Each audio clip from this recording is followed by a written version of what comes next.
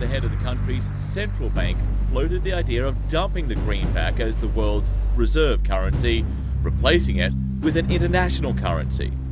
Thousands of people gathered to hear Barack Obama deliver key foreign policy speech on his current European tour.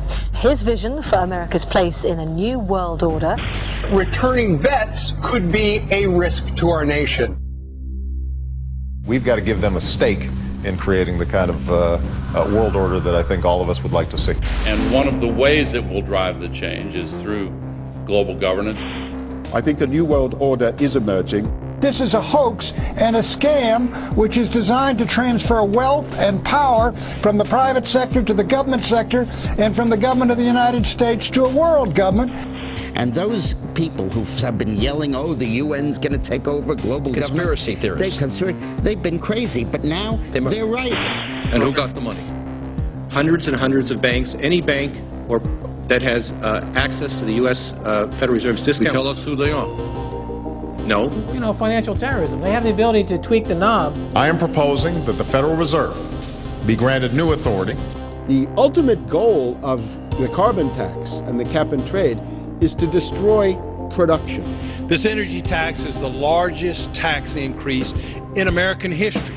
We're actually creating a global warming police. So number one, they can come in, the federal government can come in and inspect your house and send you the bill. We're setting up a global warming Gestapo. One of the things that if you talk to our generals, they are desperate for is a civilian counterpart to our military forces. I am fierce. And this is what I wear.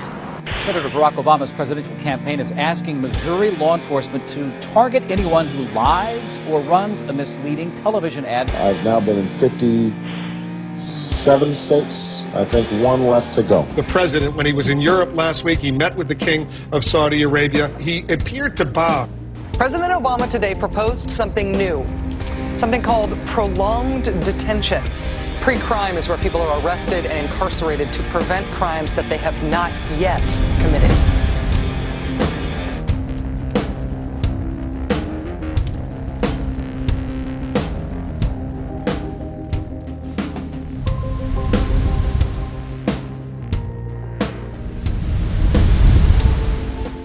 It's the World Wrestling Federation. It's the Washington Wrestling Federation. They put on this show that they're bitter rivalries, you know, villains, and they really don't like each other. But behind closed doors, they buddy up for a drink and make deals. Both the Republican and Democratic parties are owned by the same global elites. And on issues that matter to those global elites, they act as one.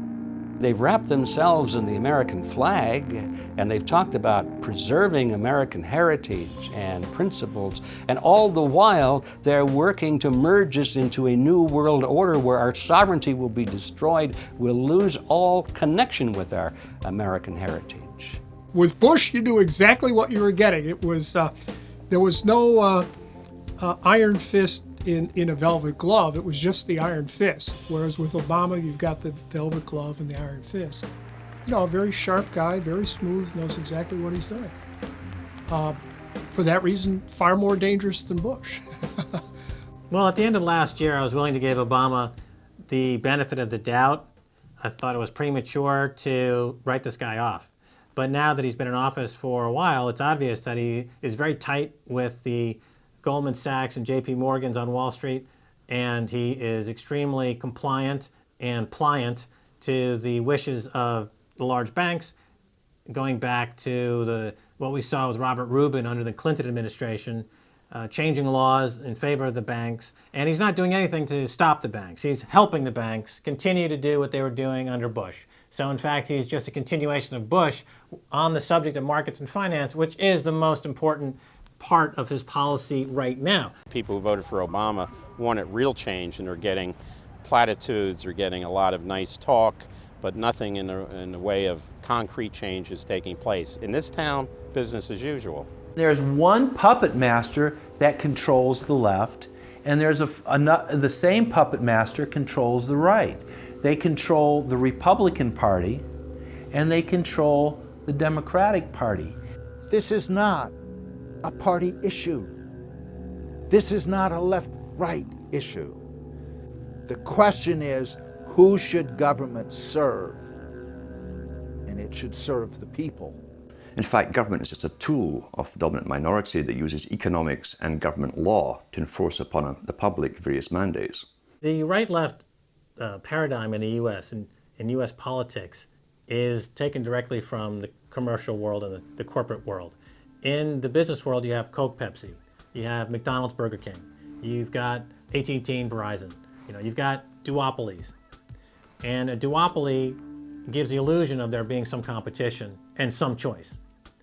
And it looks a little bit better than a monopoly. So, for example, in Communist Russia, if they had Communist Russia Red and Communist Russia Chartreuse, there would have been the illusion of choice and something akin to democracy in Russia. But they simply said, forget it, we're just going to go with red. In the US, they have this left-right paradigm, which unfortunately, it doesn't take them out of the hard, cold fact that there is no choice. There's no social justice. There's only one choice, which is to supply more rent to the rent seekers who have now taken the whole system hostage. We've seen the limitations on government whittled away. We have seen this erosion to the point where today it seems like nobody does care. And right now in Washington, D.C., we have seen a fall of the republic. If the United States doesn't have its Bill of Rights and Constitution, it doesn't exist anymore. It's just more real estate, more dirt. And that's what these global corporatists want. They want to completely dismantle the Bill of Rights and Constitution, and they're doing that right now. This is the fall of the republic. Our nation is dying. We, the people that live in this fine country, need to stand up, get involved, and take the system back. It's the Bill of Rights and Constitution that we owe allegiance to, not to a political party, and not to politicians that wrap themselves in the red, white, and blue, while at the same time they destroy everything that sacred flag stands for. So in the old days, you used to have this globe that with 180 some odd countries, and a few of those countries had a lot of power, like the Soviet Union, the United Kingdom, and the United States at various times. But today, you might better look at that globe and say that it's surrounded by huge clouds swirling around the planet. They know no national boundaries. They don't follow any specific sets of laws, and these are the big corporations. They basically control politicians around the world because they have all the money, and politicians always need money to get elected or to run their governments if they're not democratically elected politicians. They control the mainstream press, either through outright ownership or advertising budgets. They have massive amounts of lobbyists in Washington that have tremendous influence on our president and Congress. And they really are calling the shots. They form partnerships with the Chinese and the Taiwanese and the Tibetans, or with the Israelis and Arab nations, with Brazilians and Indians, with whatever country and whatever group of people has resources that they covet. And so for the first time in history, we really have this new form of an empire. Barack Obama is a puppet of the New World Order to bring in a World Bank, to destroy the economy of this country, and to bring in global governance.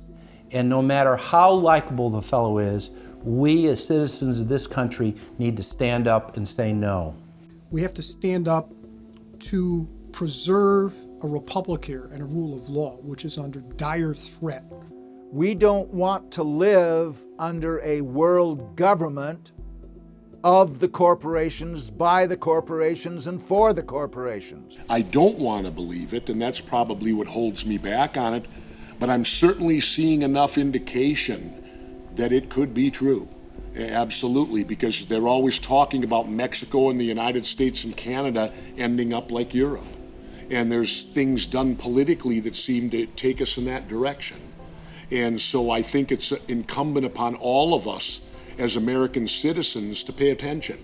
This move to world government is not about roses and happiness and peace and in a better life. It's about enslavement. They said in their own writings, from the earliest times to the present, the world they're bringing in is to be a world where everyone who is born or would be allowed to be born would be born to serve the state. That would be their sole function. That's if they had a job for you to fulfill or a need for you.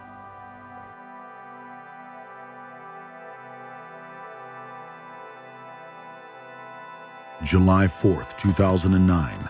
Across the United States, citizens gathered to celebrate the Republic's founding 233 years before. Most people in the crowds were aware that America was going in the wrong direction, that things were changing for the worse. But few could grasp the sheer magnitude of corruption and looting running rampant like a disease through the heart of the nation. The engine of America's greatness is not just its liberties, but the people's willingness to fight to keep them.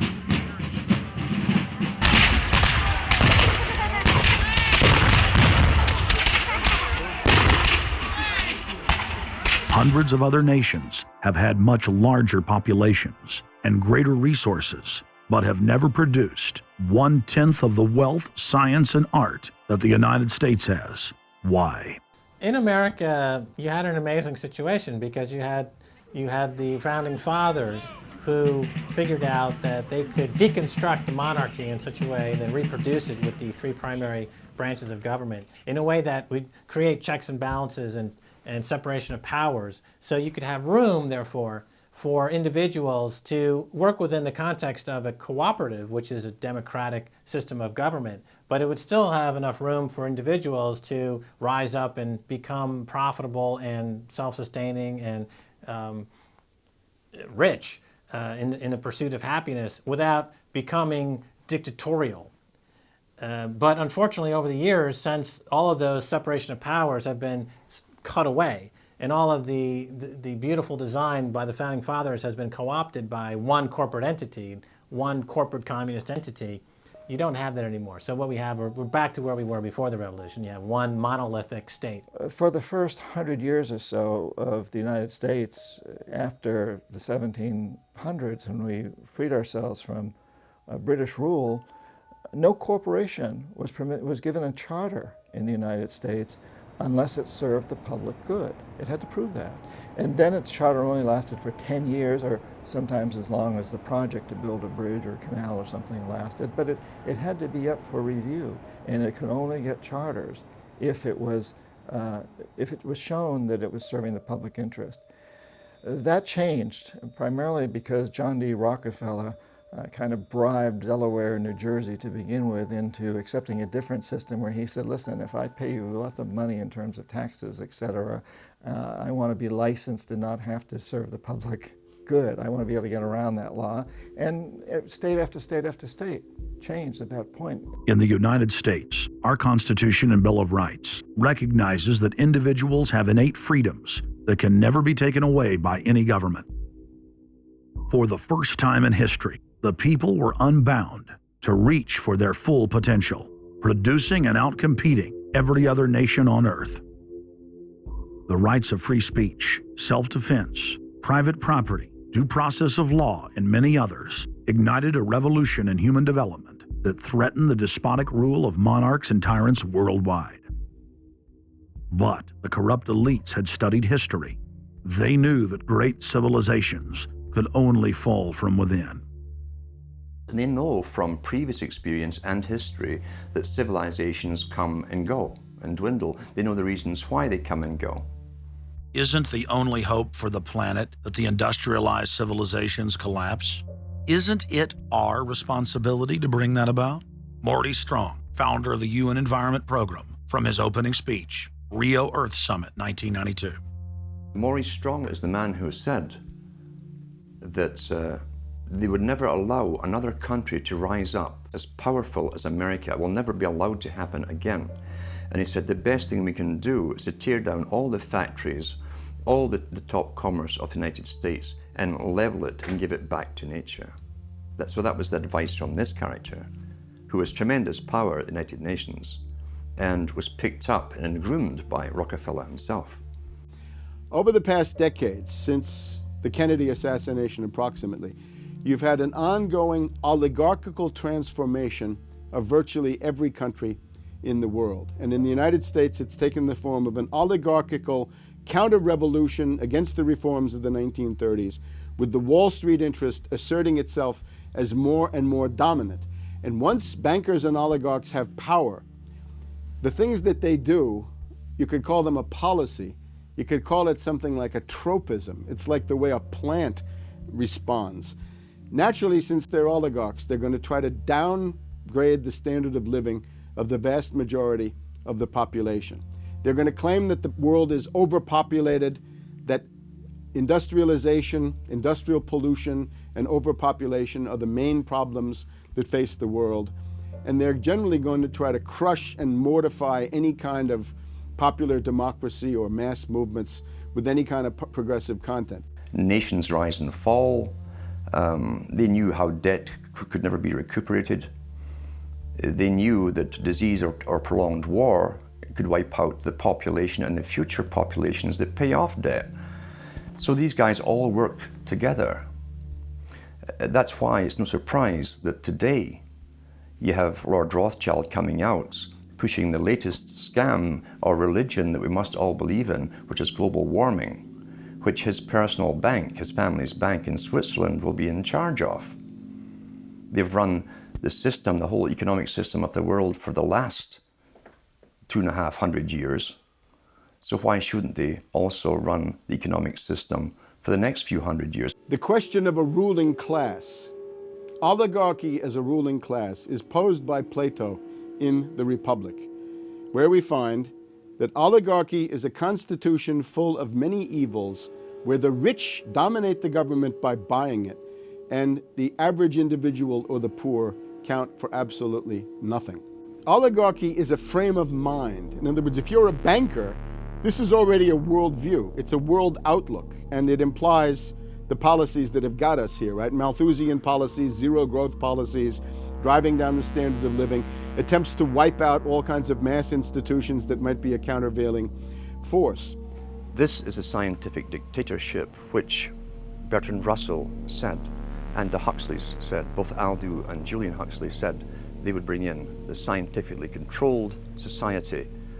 It's not just family planning, which really means abortion and so on. It's global planning, which is literally sterilization and abortion worldwide for the ideal reduced society, and not just across the board, through genetics, through the Genome Project, through the constant IQ testing. Globalization has economically destroyed the world.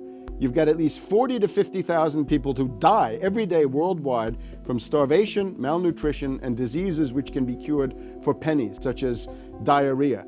And if you ask one of these Malthusian oligarchs, don't you think that something should be done to raise the standard of living in Africa or South Asia? They'll say, no, we can't do that. That would wound the planet. That would oppress Mother Earth. So that's oligarchy. Class consciousness in this sense is absolutely essential. If you think that bankers are the same as you, you're wrong. F. Scott Fitzgerald once told Hemingway, you know, the rich are different from us. And Hemingway said, yeah, they have more money. And F. Scott Fitzgerald replied, no, it's something much deeper. It's a whole different world. To be an oligarch, to be a Rockefeller or something of this sort, means that you're in a completely different world with values which are the reverse of human values. Now, if you allow the oligarchs to continue to dominate, the destruction of world civilization is a matter of a few decades at the very, very most. So, choose. To force their agenda through, the elites are employing one of their favorite tools, artificial crisis creation, also known as the Hegelian dialectic of problem-reaction-solution. You never want a serious crisis to go to waste. And what I mean by that, it's an opportunity to do things that you think you could not do before. The Earth's ruling elite are first and foremost monopoly men. The founder of the Rockefeller clan summed it up simply when he said, competition is a sin. Rockefeller himself said that competition was a sin. And people quipped at that, thinking it was one of his little jokes. He made many jokes about saving pennies and stuff like this. But in reality, he was telling you a truth, that competition to a man like him, who worked for a much larger organization, competition truly was a sin. And The cartels have been formed ever since, have become much bigger, more powerful cartels which can literally command governments, sometimes to go to war on their behalf, have occurred. The economic crash of 2008 and 2009 was an engineered crisis designed to cripple sovereign nations globally to make way for a world currency and a new bank of the world. China's holding what, 1.5 trillion worth all over the world. They're holding US currencies. They want to get out of them in a way where they're not going to lose on their investments. There's going to be a world currency. There's going to be a new reserve currency. They're going to push it through the IMF. That's going to be the banksters that are going to be in charge of it. It's going to happen, and it's going to happen sooner rather than later. There was also a question to Geithner. Do you think that the US dollar ought to be replaced? And he blew it. He had a moment of candor where he said, yeah, we're considering that. So on that day, the dollar went down 1% within a couple of minutes. Chinese government proposal about a global currency and about the IMF regulations, the new IMF idea about the general agreements to borrow and having a faster ability to disperse to the emerging markets. As I understand this proposal, it's a proposal designed to increase the use of the IMF's special drawing rights. And we're actually quite open to that suggestion. Timothy Geithner's comment about global currency is not off the table because it's not off the table and it's going to come. The whole world is ready to bail out of bucks. They just want to do it in a way where they're not going to lose on their investments. That's all that's going on. All the people around the world, the Japanese who have $1 trillion, the Chinese who have $1 trillion, the Saudis have $1 trillion, the Europeans something similar, they're all going to dump it at the same time. The rush for the exits. And that will then create hyperinflation. When America finishes supplying the manpower and the military for standardization of the world into the one system, and they want a secular world society with a hint of greening and Gaia worship for sustainability reasons. America, as they're finishing off this agenda, they'll be pulling the rug from underneath Americans at home at the same time towards the latter stages. When the dollar starts to slide, and this was always the nightmare of Paul Adolph Volcker, who is now sitting in the Obama White House, once the dollar starts to go, there's nothing to stop it. There's no useful way that you can stop it once it begins to gather momentum. So I think we're facing the probability of some form of dollar panic combined with hyperinflation sometime during the Obama presidency. They're now pulling the rug away from under the feet of the people. They're becoming rapidly a non-manufacturing country. Any country that can't manufacture its own goods, even for self-defense, therefore is no longer sovereign, independent, and able to sustain itself, which tells you that this is all part of the plan. It started with the very beginning when you established that there was a Federal Reserve System given the power of the state to create money out of nothing and to do so without any regard to the will of the people, without any regard to what's behind the money system. In other words, strictly political and economic motives for the bankers and the politicians. Once you granted that power to a group, the Federal Reserve System, the economic crisis was inevitable. This has happened before. Every time in history when the government was given the power, or a group of banks in conjunction with the government was given the power to expand the money supply at will, those economic systems always wound up in crisis and always collapsed. So there's no reason to believe that the United States was given some kind of a get-out-of-jail-free card, an exemption from the processes of history. So the economic crisis began at the very beginning, and as a matter of fact, when the founders of the Federal Reserve System met on Jekyll Island back in 1910 and were drafting the Federal Reserve Act, one of the things they discussed was how to pass on the inevitable losses to the taxpayers. They knew that inevitably something like this would happen, and they knew that there had to be some way to get out of it without destroying the banks, of course, because they were the banks. And they said, aha, we'll go into partnership with the government, we'll take our cartel agreement and pass it into law, call it the Federal Reserve Act, and we'll make the taxpayer come online and be responsible to bail us out if and when the failure finally comes. Who's going to soak up the derivatives? Who's going to soak up the debt? Who's going to be penalized? And right now, it looks like Wall Street's getting bailed out, and the little guy in the middle of Main Street America are all going to pay the penalty. Can the economy be turning around here? Are happy days here again? And can we actually have growth without jobs? Is this an oxymoron, jobless recovery? We're going into the greatest depression. There will be no job growth. Unemployment will continue to escalate. Along with it, so too will crime, poverty, kidnappings, boss snappings. And the more things spin out of control, the harder the hammer is going to come down by the federal government to keep everyone in control. Power is much, much more important to them than money is. Money is only a way to the means. Power is the end result. The elite's main goal is to destroy national sovereignty and individual independence.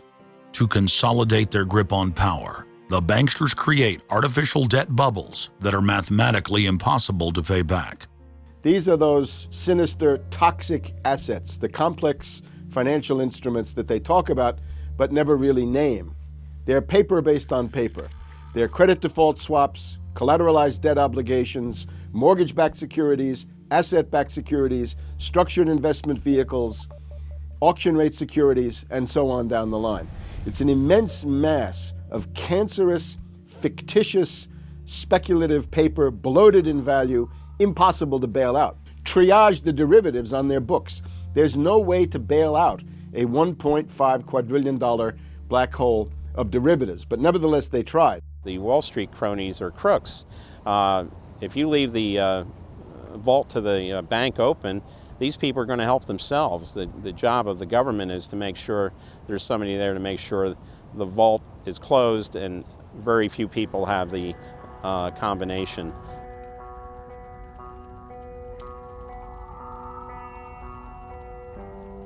I'm William K. Black, Associate Professor of Economics and Law at the University of Missouri at Kansas City. I was a senior regulator in a number of different positions during the heart of the savings and loan crisis. On a staff level, I led the re-regulation of the savings and loan industry. The purpose of regulation and effective criminal prosecution is to make sure that cheaters don't prosper, that honest manufacturers win in competition. The primary driver of the current crisis is accounting control fraud. These are frauds led by the CEOs of the major lending institutions and major banks and institutional buyers of toxic waste product. How did it start? It started with mortgages, particularly non-prime mortgages. In September of 2004, the FBI warned that there was an epidemic of mortgage fraud, their words, and that this epidemic of mortgage fraud would cause an economic crisis at least as large as the savings and loan debacle if it wasn't stopped. The FBI found that 80% of the mortgage fraud was being induced by the lenders, not by the borrowers. You know, much of the rage has been against the borrowers, but if you want rage, it should be at the CEOs who became fabulously wealthy by following a strategy based on fraud. The Wall Street people and their friends here at the Federal Reserve and at the U.S. Treasury and down the Washington Mall here at the U.S. Capitol. That's where the damage was done, and if people want to vent their anger, they need to vent it against these people. Between the Bush-Paulson administration and the Obama, Summers, Geithner, Volcker administration, there's really a total continuity of economic and financial policy. Geithner was on board at the Fed, the New York Fed, dealing with all these institutions. He didn't get it. And then we had this fellow who came up afterwards, Mr. Friedman. He was on the Goldman Sachs board, and he didn't last too long as the Fed chairman. Why? Because he had a conflict of interest. Is it possible that there's so much conflict of interest here that all you folks don't even realize that you're helping people that you're associated with, and you should be recusing yourself for America's ethics? I behaved with the... You don't think you should have recused yourself when you asked Lehman to go in bankruptcy, you didn't put Bear Stearns in bankruptcy, and then you folded Merrill Lynch into... I mean, isn't there some point where you got to say, hey, I got a conflict of interest here? You don't feel any kind of scintilla of ethics on this thing at all? Totally. I operated very consistently within the ethic guidelines I had as Secretary of the Treasury, and when it became clear that we had some very significant issues with Goldman Sachs and with why didn't you recuse yourself with Morgan Stanley, what I did then, it would have been very wrong for me to recuse myself. What I did was I went and got a waiver from the ethics agreement, because when we had concerns... Who is in charge of the ethics agreement? What? Who's in charge of the ethics agreement that you got a waiver? We have a Office of Ethics at Treasury, and we have a White House ethics office. So you got it from the legal counsel from the White House? We got it from the Government Ethics Office. So we had Snow, we had Paulson, now we have Geithner. All these people cut from the same bowl of cloth. These are not independent Treasury secretaries. They're part of the problem, not part of any solution. And it would have been nice to see President Obama effect some change in Treasury, but of course, he went and got a Wall Street insider as his Treasury Secretary.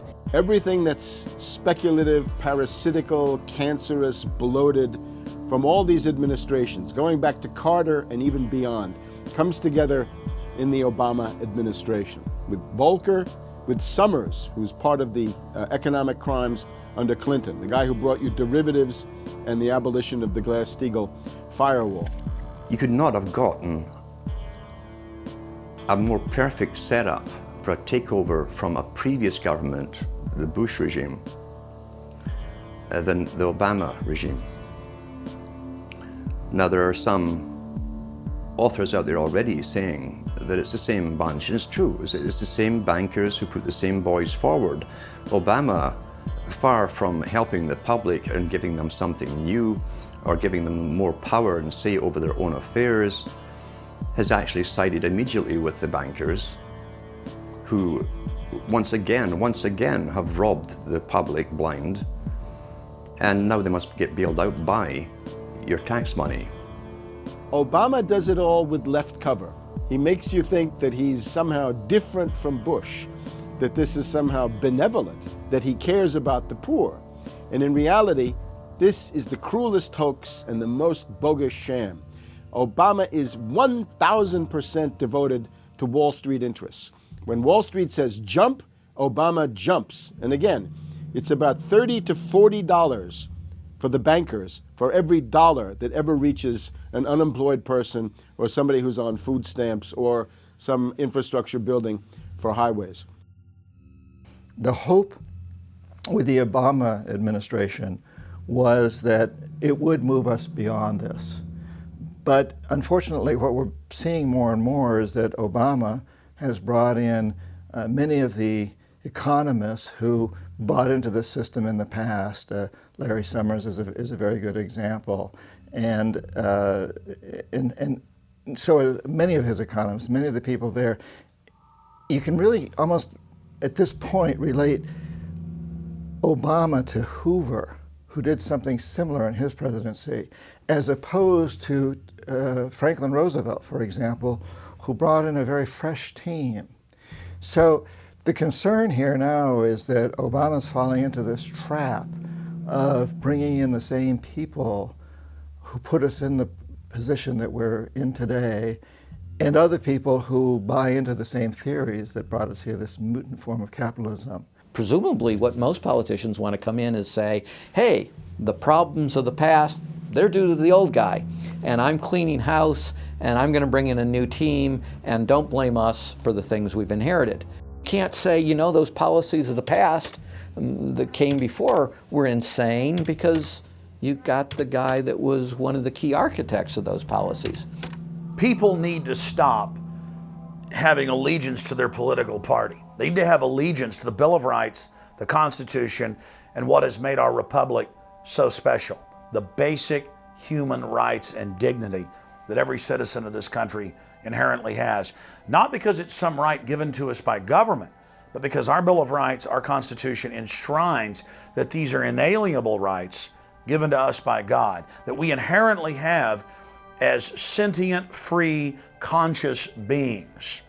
But instead, the public cheers on the Republicans as they win, or cheers on the Democrats as they defeat the Republicans.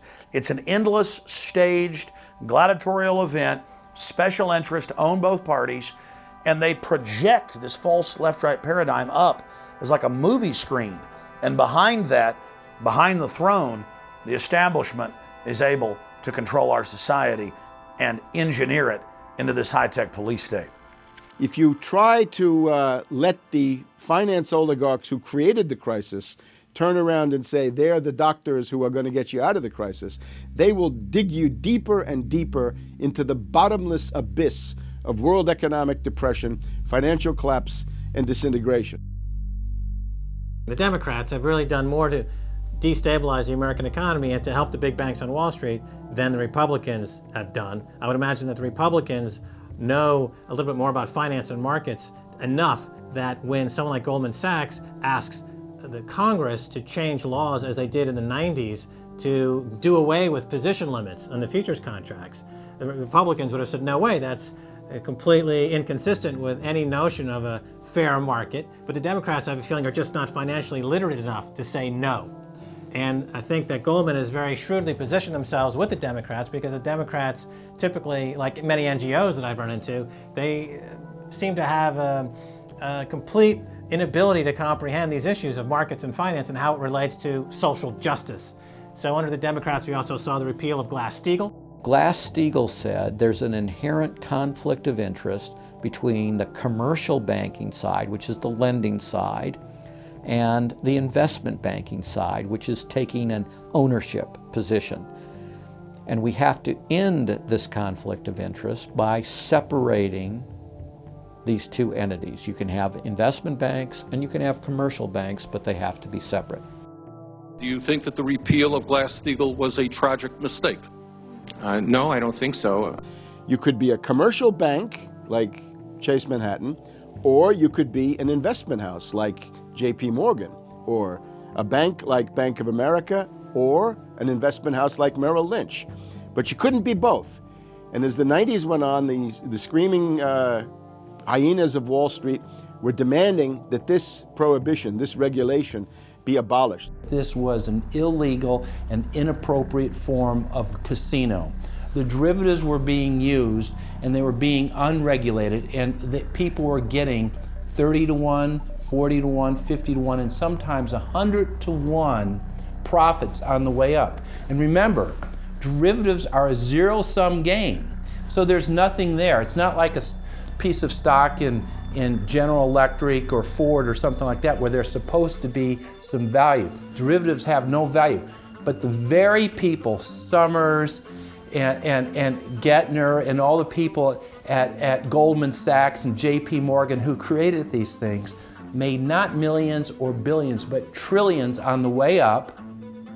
And now that these things are crashing, the very same folks are now put in charge of regulating these things and in charge of the bailout, and they are giving money to the very rascals that created this problem, took the profits. The problem cannot be fixed. And this is on Obama's watch right now. You have so many different schemes and mechanisms at play. It's sort of like after there's a blackout, people in some parts of the country have been known to loot the local stores. They go in, they grab the televisions, and they grab the stereos. And basically that's what the Wall Street gang has done. They've just engaged in this massive looting of money from their own companies and now from the U.S. Treasury. There was a lady called Brooksley Born. She was the head of the Commodity Futures Trading Commission under Clinton. And she said, look, we have these derivatives. Why don't we at least make them reportable so we know how many there are and where they are? And she writes in a biographical account, she said, I picked up the phone and Larry Summers was screaming at me that I was interfering with the wonderful inventiveness and ingenuity of Wall Street and their ability to come up with new financial products, such as these derivatives. Brooksley Born was the chair of the Commodities Future Trading Commission, CFTC, which regulates many financial derivatives. And she said there's a grave danger out there in the form of these credit default swaps. And credit default swaps are an exotic financial derivative, or moderately exotic financial derivative, were sold on a bright, shining lie that they were supposed to make markets more efficient. In fact, they allow utterly insane gambles, and they're really great devices for accounting fraud as well. She actually says, I'm thinking of adopting this regulation. The Clinton administration goes berserk, and in particular Larry Summers, but also Rubin. Now behind Larry Summers, there's another layer. Bob Rubin of Goldman Sachs, the Clinton administration, and Citibank. And he also thought that derivatives were a wonderful thing for the U.S. economy, and he made sure that they were never regulated. We can't forget Alan Greenspan over at the Federal Reserve. Now, you look at Summers, he is sitting in the White House today, making policy for Obama. Summers tells Obama what to do. Summers tells Geithner what to do. He's also got some of his hatchet people in the administration. Mary Shapiro runs the Securities and Exchange Commission. She refuses to ban naked short selling and other market manipulations. You've also got another guy called Gensler over at the Commodity Futures Trading Commission today. He is an acolyte and a supporter of the derivatives bubble. We made the new CFTC chair a guy who had helped to kill Brooksley Born's reform initiatives. And we just did this under the Obama administration. This was a pre-registered, pre-organized, predetermined event. Anybody who knows that if you allow the banks to become unregulated financial institutes with tsunami-like weapons of mass destruction-like financial instruments like derivatives, to allow that to run up to levels that are 50, 100, 200 times the gross domestic product with no value. They know that they are taking the profits on going up, but they also know that the end result is the destruction and gutting of this economy. The scam is simple. The insiders buy hard assets and political influence as the fiat bubbles expand. And then, at a time of their choosing, they purposefully implode the bubble. You've got a very small group of people, and the Federal Reserve and the global central banking system and the Bank of International Settlements in Switzerland, who are purposefully managing the boom and bust, credit supply, credit contraction, money supply growth, money supply contraction to create artificial roller coasters and artificial volatility that they can trade around without taking any risk. It doesn't cost them any money. And if they do make a mistake because they're, as George Bush said, oh, the bankers on Wall Street are drunk. It is uncertain. There's no question about it. Wall Street got drunk. That's one reason I should turn off the TV cameras. Let's say they walk in one day, they push the wrong button, and they lose the bank $1 billion or $5 billion or $100 billion. They can appeal to the government to bail them out. It's a totally asymmetric relationship between bankers and the rest of the economy. If they make a mistake, they get bailed out. If everyone else makes a mistake, they get put in jail, called a terrorist, and we never hear from them again. But it's a more sophisticated form of slavery, and we're going through it today.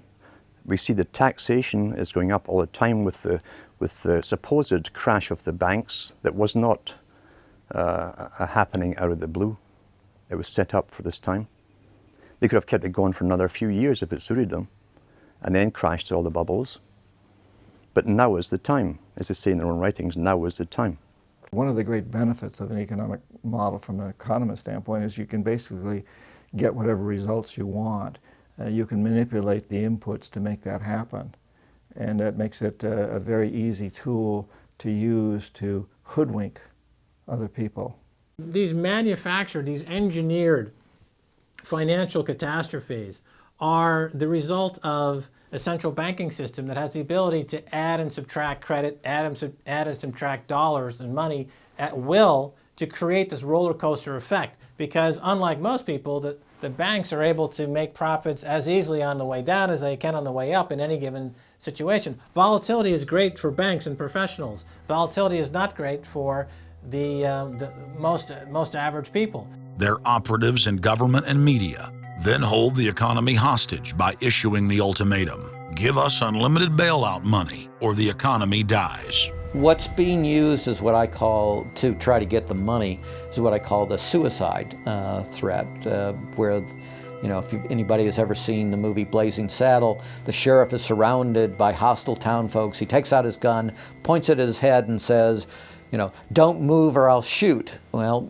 that's what the big banks are saying. You know, give us unlimited cash or we'll die. And if we die, you'll die because we're too big to fail. It is a false flag attack because Hank Paulson will get up in front of Congress and say, we need $700 billion because that thing, that existential threat, the market is attacking us and we need this handout to fight Mr. Market. Mr. Market is out there. We need to fight Mr. Market. It's an existential threat. Meanwhile, he is Mr. Market. He's the one causing the problem. We had Paulson, a representative of Goldman Sachs who happened to be running the U.S. Treasury, came forward with a hysterical briefing for the Congress saying, we, the Wall Street bankers, demand $700 billion in bailouts. So they say, yes, we'll give you all the money you need. Well, you know, these are arsonists. Paulson, Tim Geithner, Bernanke, they're arsonists. They're asking for more matches. And the Congress is saying, who do we make the check out to? Who do we send these matches to? Who do we send the matches to? Is a ton of matches enough? Can we send you some gasoline to go with those matches? They're like, yes, please. Don't change our management. Don't pay us what assets are worth. Pay us way more than what our assets are really worth. Don't make us use honest accounting. Allow us to lie. We've just, under congressional pressure, changed the accounting rules for the express purpose of making sure that the big banks don't have to report honest losses. The only way they can pass this bill is by creating and sustaining a panic atmosphere. That atmosphere is not justified. Many of us were told in private conversations that if we voted against this bill on Monday, that the sky would fall, the market would drop 2,000 or 3,000 points the first day, another couple thousand the second day, and a few members were even told that there would be martial law in America if we voted no. That's what I call fear-mongering. We have, people in the government threatening martial law or things to get their way in the executive branch against Congress. If you put all these signs together, it doesn't look good at all. That, to the extent we are a democracy, we're sort of a hairbreadth away from a police state. Congress aided the bankers in carrying out the biggest heist in history with the so-called banker bailout of 2008. The bailout money, the $13 trillion or so dollars that have been given to the banks, is sitting on the balance sheet of the banks, and that is incurring interest costs. And that's going to precipitate the need to flush the system with more cash. And at some point, the dam will break, and you're going to have very high inflation. Some predict hyperinflation. You cannot print phantom money out of thin air, backed by nothing, and producing practically nothing without destroying the world economy. So unless we cut out the toxic funds, the toxic elements of this economy, every time we put in money on this bailout, it's just feeding the fire. It's not making things better. What should have happened is that those banks and investment banks should have been seized. They should have been seized by the Federal Deposit Insurance Corporation. Those are zombie banks. The Chase Manhattan, JP Morgan Chase, Bank of America, Citibank, Wells Fargo, Wachovia, so on down the line, to AIG in the insurance realm. These are zombie institutions, insolvent, bankrupt. The only thing to do with them is to seize them, put them through Chapter 11 bankruptcy. That'll probably turn into Chapter 7 bankruptcy, liquidation. And above all, triage the derivatives on their books.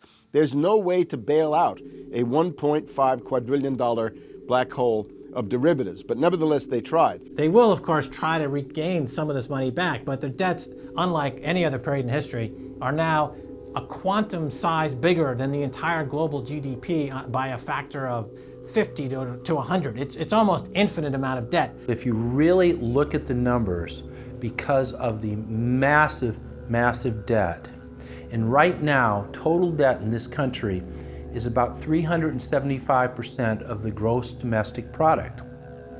And that's not including derivatives. If you put the derivatives in, it's probably 20 to 30 times gross domestic product. It's beyond what anybody has ever even considered. While they were looting North America into the ground, the international banking syndicate was simultaneously executing the same scam in over 100 other nations. So who got the money? To financial institutions in Europe and other countries. Which ones? I don't know. $500 billion and you don't know who got the money? Well, Obama's got one difficulty with this Congress. It's the number of freshman Democrats that got elected. Many of these people know that they got their seats from, and many of which got seats in the Senate and Congress from long-held Republican seats. They know that the people back in their states and in their constituencies will not tolerate this any longer. So up against the Republicans and the blue dog Democrats are these freshman congressmen, Democratic congressmen and senators, and they're not, they don't seem like they want to go along with the program. So if there's any hope, it'll come from these freshmen. The Constitution says no money shall be drawn from the Treasury but in consequence of appropriations made by law. This money is not drawn from the Treasury. Well, let's talk about that. Do you think it's consistent with the spirit of that provision of the Constitution for a group like the FMOC to hand out $500 billion to foreigners without any action by this Congress? Congress approved it in the Federal Reserve Act. When was that? Quite a long time ago. I don't know the exact date. 100 years ago? The original act is 1914, I believe. I don't know whether this provision was in 1914 or not, but the Federal Reserve Act was in 1913. All right, and at that time, the entire gross national product of this country was well under $500 billion, wasn't it? I don't know. Is it safe to say that nobody in 1913 contemplated that your small little group of people would decide to hand out $500 billion to foreigners? What the bailout legislation really did was give a blank check backed up by U.S. taxpayers to offshore megabanks. Of course, Congress has oversight. If you read the Constitution, our founders were very clear. Anything to do with taxes and money is put into the hands of both houses of Congress together. Both houses of Congress together must approve it. Because it's a buck, because that's why we fought the revolution. Taxation without representation was part of it. Foreign banks, Société Générale of France, about 10 billion for a French bank. Deutsche Bank of Germany. Did Deutsche Bank need the money? How much did they get from the bailout? Well, they told us they got $12 billion from the bailout. And Barclays Bank of Britain, $10 billion. So you're up to almost $50 billion to bail out a series of foreign banks that were derivatives counterparties of AIG, plus Goldman Sachs. This is the biggest swindle, not only in the history of the United States, this is the biggest swindle and transfer of wealth in the history of the Western countries. And we've seen all these cronies from Wall Street with the combination to the vaults around the country, and they've just looted the Treasury and the banks and the securities industry dry. This is by probably an order of magnitude the biggest fraud in history. Over the next 10 months, $23.7 trillion was stolen from the U.S. Treasury. The gentleman from North Carolina, Mr. McHenry. Thank you, Mr. Chairman. And the tune of $23.7 trillion worth of taxpayer exposure for the bailouts is quite striking. The calculation right now is that with Obama, we've got $24 trillion as a line of credit available only to Wall Street banks, insurance companies, credit cards, mutual fund companies, and others, but only financial institutions. $24 trillion of money from the Federal Reserve, from the Federal Deposit Insurance Corporation, and from the Treasury in the form of the bailout of October 2008. The Federal Reserve, the private holding company for the offshore banks, arrogantly told Congress and the American people that it was none of their business what the private banks did with the people's money. One very interesting exchange. Senator Bernie Sanders of Vermont asking Bernanke, we have given upwards of $2 trillion to various financial institutions. You've got to tell me, where did the money go? And Bernanke simply stonewalls and says, I won't tell you. And who got the money? Hundreds and hundreds of banks. Any bank or that has access to the U.S. Federal Reserve's discount. You tell us who they are. No.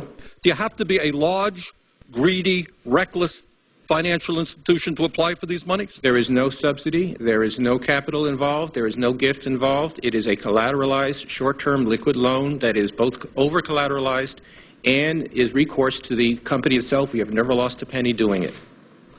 And how can other institutions get those loans as well? According to the law, we are supposed to be lending to depository institutions. Let me just say this, Mr. Chairman. I have a hard time understanding how you have put $2.2 trillion at risk without making those names available, those institutions public. And we're going to introduce legislation today, by the way, to demand that you do that. It is unacceptable to me that that goes on. Behind me, the Federal Reserve is probably the least transparent agency in the federal government. One could even argue that the Central Intelligence Agency is more transparent than the Federal Reserve. The fact is that the American people want to know more of the secrets of the temple, as the book was before you were born, The Secrets of the Temple. The Fed, as you know, is just a monopoly by the bankers. This is simply putting the foxes in charge of the henhouse. Personally, I'd be in favor of Congress just nationalizing the Fed and getting the bankers out of there. They're just stealing from the American people. Put it directly in the hands of Congress and let Congress decide, rather than this cabal of bankers deciding their own rates of profit at the expense of the American people. Since the Federal Reserve's creation in 1913, patriots have labored tirelessly to alert the American people to the true nature of the Federal Reserve. Throughout its 90-plus year history, most Americans falsely believed that the Federal Reserve was a government agency. But today, scientific opinion polls show that the vast majority of the public is aware of the fact that the Federal Reserve is a front company for an offshore private banking cartel that dominates not just the United States, but almost every other nation on Earth. It's never been written about in any book that I've found as to who gave these guys the authority or permission to be the international bankers for the world. Why would you even need international bankers? Why would any government agree to use them? Why would you need to use them? Why can't any country create its own money?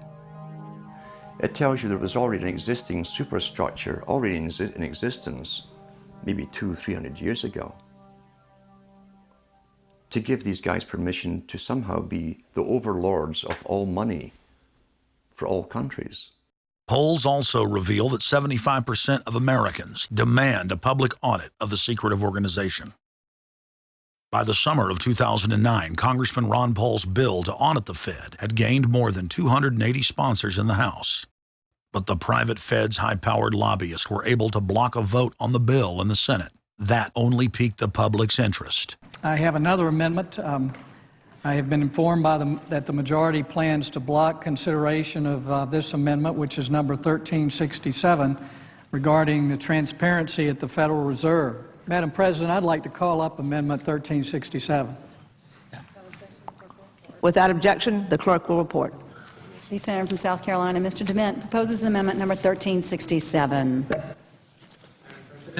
Senator from Nebraska. I make a point of order against the DeMint amendment that it's legislation on appropriations. Madam President? The point of order is well taken. The amendment. I regret the objection. The amendment falls. The people began asking themselves, why couldn't there be an audit of the Federal Reserve? The Fed has never once been audited. In the whole period of time, in the almost 90 some odd years that the Fed has been around, the most powerful agency and independent agency, it has never once been audited. This is an absolute crime against the freedoms of this country. Do you think it would cause problems for the Fed or for the economy if that legislation was to pass? My concern about the legislation is that if the GAO is auditing not only the operational aspects of our programs and the details of the programs, but is making judgments about our policy decisions, that would effectively be a takeover of monetary policy by the Congress. Is that your position, that this bill, if it were to be passed, would interfere directly with interest rates, setting interest rates? If we were to raise interest rates at a meeting and someone in the Congress didn't like that and said, I want the GAO to audit that decision, wouldn't that be viewed as an interference? I wouldn't think so. This is just reviewing it, and you can do what you want. The Federal Reserve has never been subjected to an outside audit. And if you audit them, it's very likely that Greenspan, Bernanke, and Volcker might all go to jail. It was announced earlier today, that there will be a hearing on H.R. 1207, the bill to audit the Federal Reserve Bank. This will be the first independent audit in the Federal Reserve's 96-year history, and it's long overdue. Months ago, I asked the Vice Chairman of the Federal Reserve who received the $1 trillion in funds that the Federal Reserve has handed out to domestic institutions. He said, I'm not going to tell you. And then more recently, the Chairman of the Federal Reserve, I asked him who receives the $500 billion, we're talking about $500 billion, that the Federal Reserve handed over to foreign central banks. Who did they disseminate that money to? And he said, I don't know. $500 billion, and he doesn't know. It's long overdue. We need to audit the Federal Reserve, and I'm happy to say that we're going to have a hearing on that very soon. The only way, really, America can get out of the current mess is you've got to shut the Fed down completely, get rid of the Fed. You've got to put the money printing mechanism back under the roof of the federal government instead of outsourcing it to the Fed. Why were the bank's front men, Alan Greenspan and Ben Bernanke, all over the news saying that they were above the law? What is the proper relationship, what should be the proper relationship between a chairman of the Fed and a president of the United States? There is no other agency of government which can overrule actions that we take. What the relationships are don't frankly matter. A grassroots movement demanding that the private Federal Reserve be nationalized exploded in size across the country. The momentum had shifted. Now the arrogant central bankers were the ones running scared. They had planned to use their stage crisis to bring in an all-powerful central bank of the world. Immediately, every country goes into action at the same time. The International Monetary Fund is mentioned at the G20 meeting. They say that it must be brought to its full power, and we need a Bretton Woods Part 2 for world taxation. What is global government? For decades, the media denied it existed. But now they're saying, oh yes, there's going to be a global government, a new bank of the world, and we're going to pay our carbon taxes to it. What is it? It's nothing more than a private, hostile, corporate takeover of every sovereign nation on earth. And then when you look at the philosophy of these global corporate chieftains, it is one of domination of the poor, domination of the population. It is a view that human life just isn't cheap. No, human life is a negative. And so no matter what they do, they have the rationale that it's in the greater interest to get rid of more human lives. They are so arrogant and they're so sure of themselves, they're saying, yes, we created the European Union, we created the Euro, and these are from the people of the Bilderberg. We are going to create a world bank. We're going to create a world government. They're saying it out loud and clearly. Suddenly, across the planet, their regional front banks had been identified by sovereign populations as the illegitimate shadow governments that they are. The controllers had moved too quickly and revealed their hand. Populations around the globe were seeing through the establishment's facade, past the puppet governments, and to the global architects that were pulling their strings. Where are the American people? Why have they lost their dignity? What is stopping them from speaking out? Why have they become little mice that follow Pied Pipers? How can they look up to these pathetic politicians? Go sit down. I have a question for this young man. He has the right to be represented. I'm his father, and I want to talk to you face to face. I'm not a lobbyist with all kind of money to stuff in your pocket so that you can cheat the citizens of this country. So I'll leave, and you can do whatever the hell you please to do. One day God's gonna stand before you, and he's gonna judge you and the rest of your damn cronies up on the hill. And then you will get your just desserts. As the public begins to awaken to the fact that Barack Obama has cold-bloodedly betrayed the pledges he made to the American people, the establishment media and Democratic leaders have invoked the tactic of divide and conquer. I think they're astroturf. You be the judge of carrying swastikas and symbols like that to a town meeting on health care. An overwhelming portion of the intensely demonstrated animosity toward President Barack Obama is based on the fact that he is a black man. Desperate to ram their agenda through, they have played the race and class cards. You start to wonder whether, in fact, the word socialist is becoming a code word, whether or not socialist is becoming the new N-word. When I heard people going after the First Lady and the number of staff people they have, it sounds racist to me. It is essential that the establishment play the population off against each other, along the lines of Republican, Democrat, liberal, conservative, black and white. As long as the people are fighting with each other, they can never get together and remove the corporate dictatorship that has criminally seized power through the national security state. Just as George W. Bush betrayed his foolish followers, so must Obama, because his only allegiance is to his offshore masters. President Obama today nominated Ben Bernanke for a second four-year term as Federal Reserve Chairman. The president called his actions on the global financial crisis bold and out of the box. As an expert on the causes of the Great Depression, I'm sure Ben never imagined that he would be part of a team responsible for preventing another. But because of his background, his temperament, his courage, and his creativity, that's exactly what he has helped to achieve. And that is why I am reappointing him to another term as chairman of the Federal Reserve. So Obama has made it quite clear by his actions, never mind his words, his actions, as to who owns him, who he works for, and who he serves. And it's not the American people. It is so obvious to anyone paying attention that the President of the United States is not the real person in control. Whether it is Gerald Ford or Jimmy Carter or Ronald Reagan or Clinton or Bush or Bush, Obama is no different. And to think that he is an independent figure is just crazy. And as Franklin Delano Roosevelt said, presidents are selected, they are not elected. Obama pledged that he would end NAFTA and GATT, and has since fought to expand both of them. Obama promised that he would have the most transparent administration ever, And he is already more secretive than Bush and Cheney ever were, even making it a secret who visits the White House. I can make a firm pledge.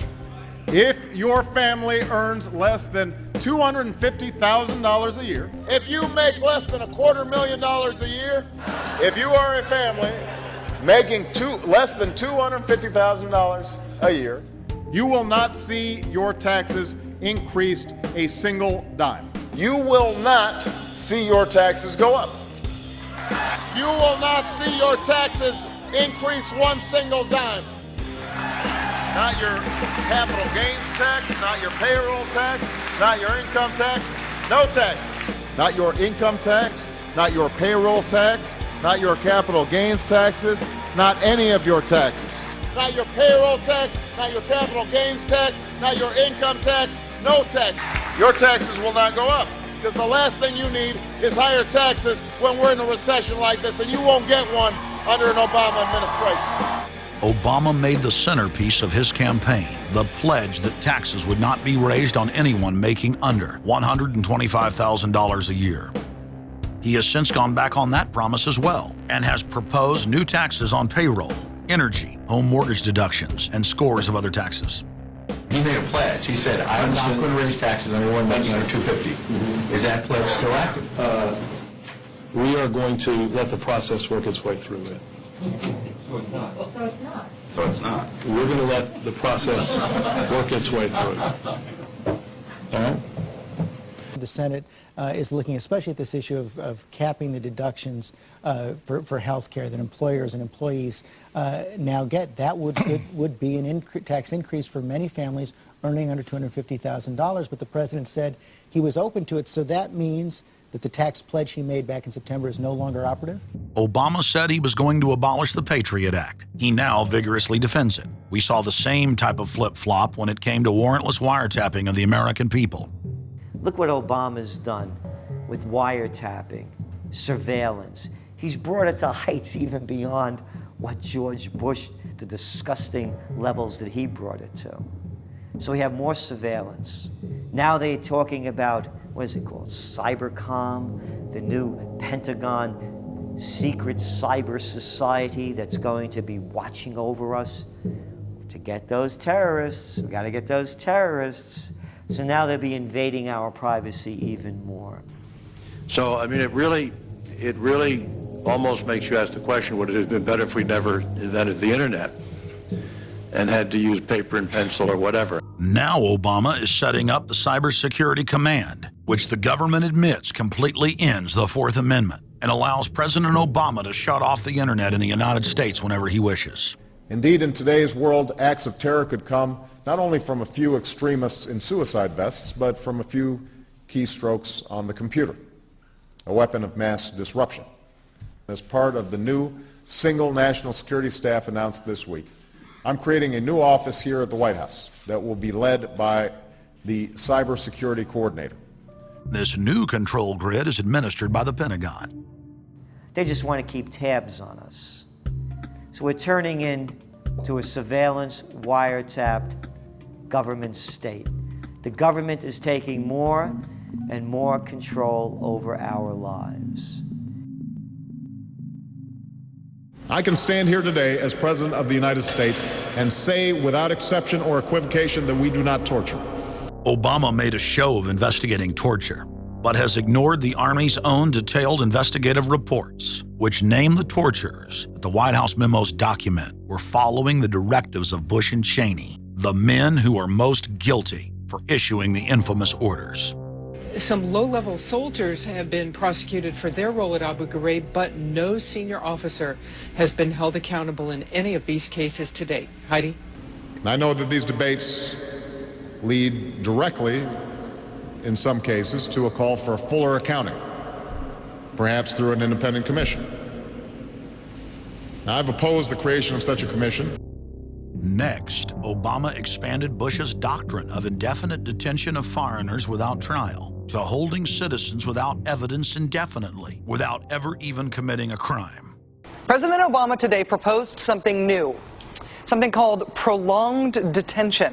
Pre-crime is where people are arrested and incarcerated to prevent crimes that they have not yet committed.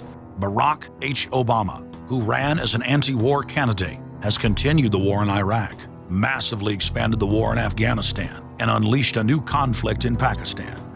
Now Obama is promoting the biggest defense budget in history, dwarfing George Bush's war machine. What George Bush has been trying to do as part of his effort to accumulate more power in the presidency is he's been saying, well, I can basically change what Congress passed by attaching a letter saying, I don't agree with this part or I don't agree with that part. I'm going to choose to interpret it this way or that way. That's not part of his power. But this is part of the whole theory of George Bush, that he can make laws as he's going along. I disagree with that. I taught the Constitution for 10 years. I believe in the Constitution, and I will obey the Constitution of the United States. We're not going to use signing statements as a way of doing an end run around Congress. All right? Obama guaranteed that once president, he would stop the unconstitutional practice of issuing signing statements, through which the executive branch illegally usurps the legislative power of Congress. Congressman Kucinich, when he introduced his 60 articles of impeachment against Bush Jr., I think one was the signing statements. The form of the resolution is as follows. A resolution, articles of impeachment of George Bush, President of the United States. Resolved, that President George W. Bush be impeached for high crimes and misdemeanors. Article 26, announcing the intent to violate laws with signing statements, and in violation of his constitutional duty under Article 2, Section 3 of the Constitution, to take care that the laws be faithfully executed, has used signing statements to claim the right to violate acts of Congress even before he signs those acts into law. Same analysis would apply to Obama, and a fortiori because he taught constitutional law. He knows better. He's a lawyer licensed to practice law, who, as I am, who took an oath when he was licensed to uphold the Constitution and laws of the United States of America. With his signature on the spending bill also came Obama's first signing statement, a presidential declaration freeing him from following some of the bill's contents. I believe in the Constitution, and I will obey the Constitution of the United States. We're not going to use signing statements as a way of doing an end run around Congress. All right? He also promised that he would call on Congress to take at least 5 days to read new legislation before it was voted on. When there's a bill that ends up on my desk as president, you, the public, will have 5 days to look online and find out what's in it before I sign it, so that you know what your government's doing. But from his first day in power, he has aggressively pressured Congress to quickly pass bills before lawmakers and the public even have a chance to see them. Will state his parliamentary inquiry. Speaker, in order to try to figure out what we're doing, how much damage to the country, I tried to get a copy of the bill. We have out here on the table 2454 that has 1,090 pages in it, but I've understood since debate in here that there's another 300 pages that were added in the middle of the night. My inquiry is, how do I get a copy of the other 300 pages that people on here on the floor hadn't had a chance to read or see? Where do we get that before we cram this down on the American people? Is there somewhere physically in the House of Representatives a copy of what we're voting on?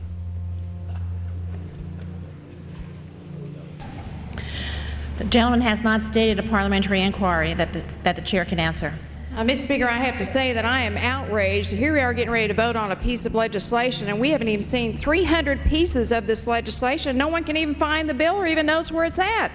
Obama swore that he would never put lobbyists or donors in his administration. Treasury Secretary Timothy Geithner appointed Mark Patterson, and this is a former top lobbyist for Goldman Sachs, as his chief of staff. And then last week there was a lot of buzz over William Lynn. He was appointed to the #2 position at the Defense Department. William Lynn, also a former top lobbyist for Raytheon, which is one of the 5 largest defense contractors. He has now broken all previous records by cramming his administration full of contributors and lobbyists who openly write legislation being proposed by the White House.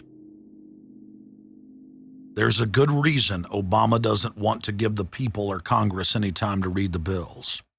I'm still needing a copy of the other 300 mysterious pages that we don't get to see here. Shortly after the 2008 election, Vice President Joe Biden confided to top supporters that it was essential that their program be implemented at lightning speed. Because their agenda was so unpopular, they knew Obama would lose support quickly. Obama's handlers were in a race to pass a raft of legislation before the people discovered that Obama was just a slicker, updated version of previous puppets. Obama is the New World Order's closer. It's his job to repackage and solidify the tyrannical policies of George W. Bush as progressive and trendy. So part of my job, I think, as president, is to make government cool again. Chris Hedges, author of Empire of Illusion, explained it succinctly. President Obama does one thing, and brand Obama gets you to believe another. This is the essence of successful advertising. You buy or do what the advertiser wants because of how they make you feel. Through Obama, the global establishment are now putting their entire program into high gear. Obama is attempting to dismantle the Second Amendment with more than a dozen victim disarmament bills now in Congress. The key is going to be, I think, for us to come together and say people do have an individual right, and there's nothing wrong with common sense gun laws. Hate crime and cyberbullying bills in the House and Senate would effectively criminalize free speech protected under the First Amendment. It is absolutely true that NAFTA was a mistake. A senior member of the Obama campaign called the Canadian government within the last month to say that when Senator Obama talks about opting out of the free trade deal, the Canadian government shouldn't worry. The operative said it's just campaign rhetoric and don't take it seriously. Campaign officials called the U.S. ambassador to Canada and say, don't worry, it's just campaign rhetoric about NAFTA. The Canadian government put out a statement indicating that this was just not true. So I don't know who the sources. It wasn't true. Amid all of the denials, sources at the highest level of the Canadian government who first confirmed that a call was made, late this afternoon reconfirmed that a call was made. President Obama is promoting the creation of a North American Union and is attempting to expand NAFTA and GATT. President Obama is pushing nation-ending blanket amnesty for more than 20 million foreign aliens living illegally inside the United States. He's also overseeing the hijacking of health care by the federal government, which will nationalize more than 20% of the U.S. economy. And you want us to believe that a government that can't even run a cash for clunkers program is going to run 1/7 of our U.S. economy. No, sir. No. Obama is continuing the transfer of national sovereignty to unelected international bodies like the United Nations and World Trade Organization. And most important of all, under the cover of banking reform, Obama wants to hand dictatorial power over the United States economy to an offshore private banking cartel known as the Bank of the World. Richard, what happened to all those threats from France's president about storming out and about having a global regulator who was going to reach across borders and be able to deal with markets no matter what country they were in? They have opened up the idea of there being some form of other regulator across countries, and I think that's going to come back. So is this some sort of a new world order, which Gordon Brown kind of alluded to? I think a new world order is emerging, and with it the foundations of a new and progressive era of international cooperation. The finance heads of the 20 industrialized nations met again in late September of 2009 at the G20 summit in Pittsburgh, Pennsylvania. At that meeting, ministers called for an end to the dollar as the world reserve currency. They also called for a strengthening of global governance and called for a new world order. While the bankers were busy carving up the world at the G20 summit, Barack Obama was in New York City at the United Nations because he's got a new job to chair the United Nations Security Council, the most powerful position in the world government body. President Obama does what no other U.S. president ever has. As President Obama presided over the UN's most powerful body, that would be the Security Council. 6,191st meeting of the Security Council. For a couple of hours, you could say Mr. Obama was president of the world. It is the story of a world that understands that no difference or division is worth destroying all that we have built. In my own country, it has brought Democrats and Republican leaders together. Leaders like George Shultz, Bill Perry, Henry Kissinger, and Sam Nunn, who are with us here today. Barack Obama is the first president to hold two posts simultaneously. And there's a good reason for that. It's illegal. Article 1, Section 9 of the Constitution forbids any U.S. president from serving any foreign government or institution. He swears an oath to protect and defend the Constitution of the United States. But now Barack Obama has sworn allegiance to the global government and the United Nations that he heads up. Let that sink in real good. Barack Obama now heads the United Nations Security Council. You cannot serve two masters, and Obama isn't. He's selling out the last vestiges of sovereignty that this country had. This, ladies and gentlemen, is the destruction of our nation, and it's also high treason. Obama's lies are obvious and out in the open. He hides in plain sight. And from the moment he took office, his lies have only increased. Despite the fact that his ratings have dramatically dropped since Election Day, from the mid-80s to the low 40s, a large portion of Americans still gullibly hang on his every word. It is bringing entertainment to thousands of people. Through its magic, we are able to enjoy a combination of the radio, motion pictures, and the stage, right in the comfort of our own homes, simply by pushing a button and turning a dial. These cells with their electrical charges are scanned by a stream of electrons, completing 30 pictures a second. Compare that crude picture with these of today, and you can judge for yourself how far along the road to perfection television has traveled. Most people still today think that all entertainment to do with movies, drama, is therefore nothing more than their entertainment. It never ever was that case. Of course, television can't perform such miracles as this, yet. But perhaps there's no harm wishing that it could. The greatest social messages are promoted through movies and drama, high drama, through the fixation of emotive sequences, emotional sequences, not logical, factual sequences, but pushing points across in an emotional way which register and fix in the mind. So emotional content is very, very important rather than going through an actual discussion or an argument using logic and facts. There's no debate. And when you're being downloaded through fiction, your guard is down, the censor part of your brain is not in action. It isn't saying, yes, I agree with this, I disagree with that, as you would in a debate or a lecture. You're actually in an alpha state, being completely downloaded with new ideas. Throughout history, social engineers have refined techniques designed to control large populations. About 100 years ago, this big organization with many branches, they wanted to rule the world basically using Britain as a nucleus of a system, an embryo, which also was going to be joined with the US under the Anglo-American establishment, wrote about the kind of culture and the changes of culture over a 100-year period that they would actually design, implement, and bring in. And H.G. Wells talked about it too. He talked about arenas. He says arenas could be put up across the world for sports, for instance. Now at that time, sports was something that children, school children were into. Adults became adults and got onto adult things. So it was unimaginable at the time that people could actually believe that There was even a need for adult sports and entertainment, never mind having arenas built across the world. But he said we can do this and foist basically a sports culture for the males. Using a tribal system, we're all tribal to an extent. That's why we even bother to vote for a tribal leader. This is well understood. That's why we're supplied with these leaders.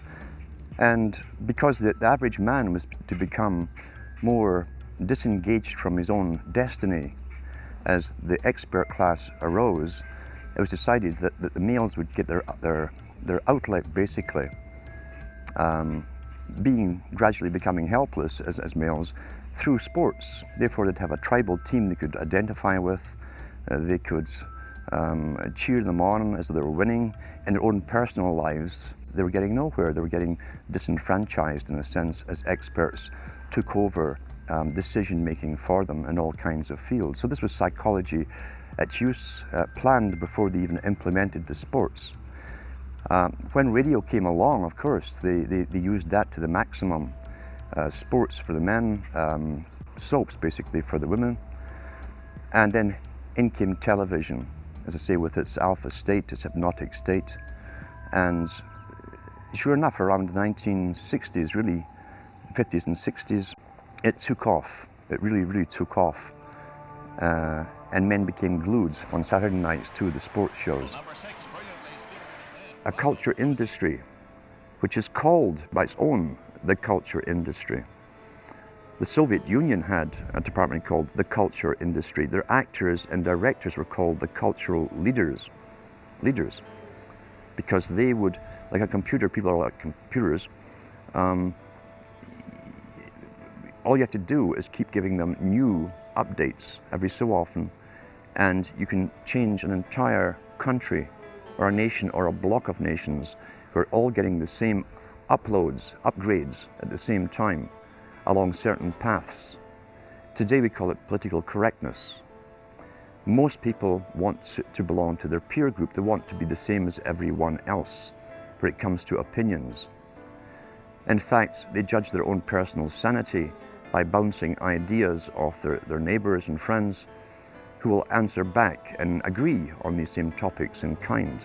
It doesn't matter if the topics or what you're given are facts or utter nonsense, as long as everyone agrees at the same time, you'll say, well, I'm sane, and your friends will all agree because they've had the same information given to them. But they've been programmed, and I'm sad because I know that it's hard for people like that to take an interest, a serious interest in world affairs, to take a serious interest in what their elected officials are doing.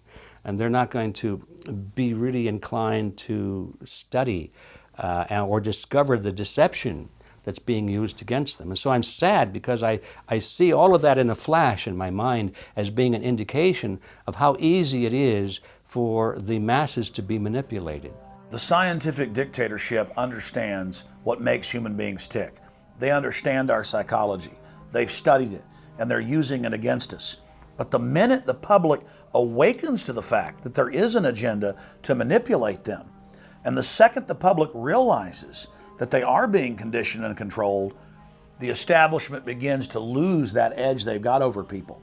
So all I ask viewers to do is to think for themselves and to study public relations, to study advertising, to study propaganda, and to realize how much of it is out there in their daily lives. And then make the decision for yourself.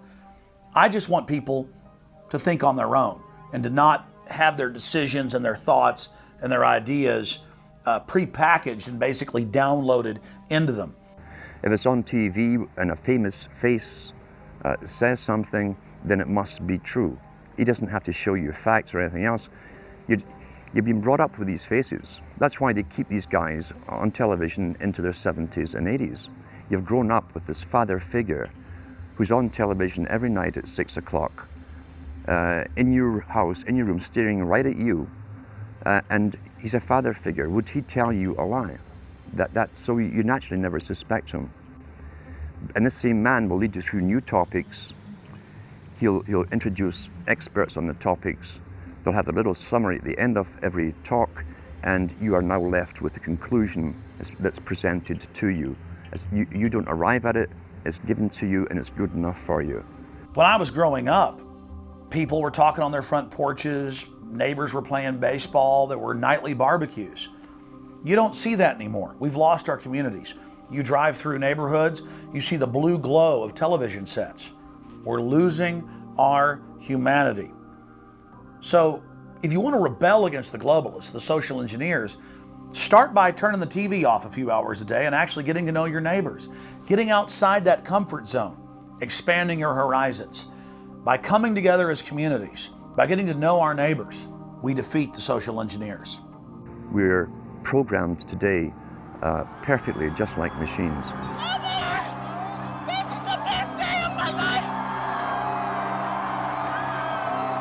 We tie this in with the Brzezinski. Brzezinski said in 2 Ages, now this guy was way up with the NSA.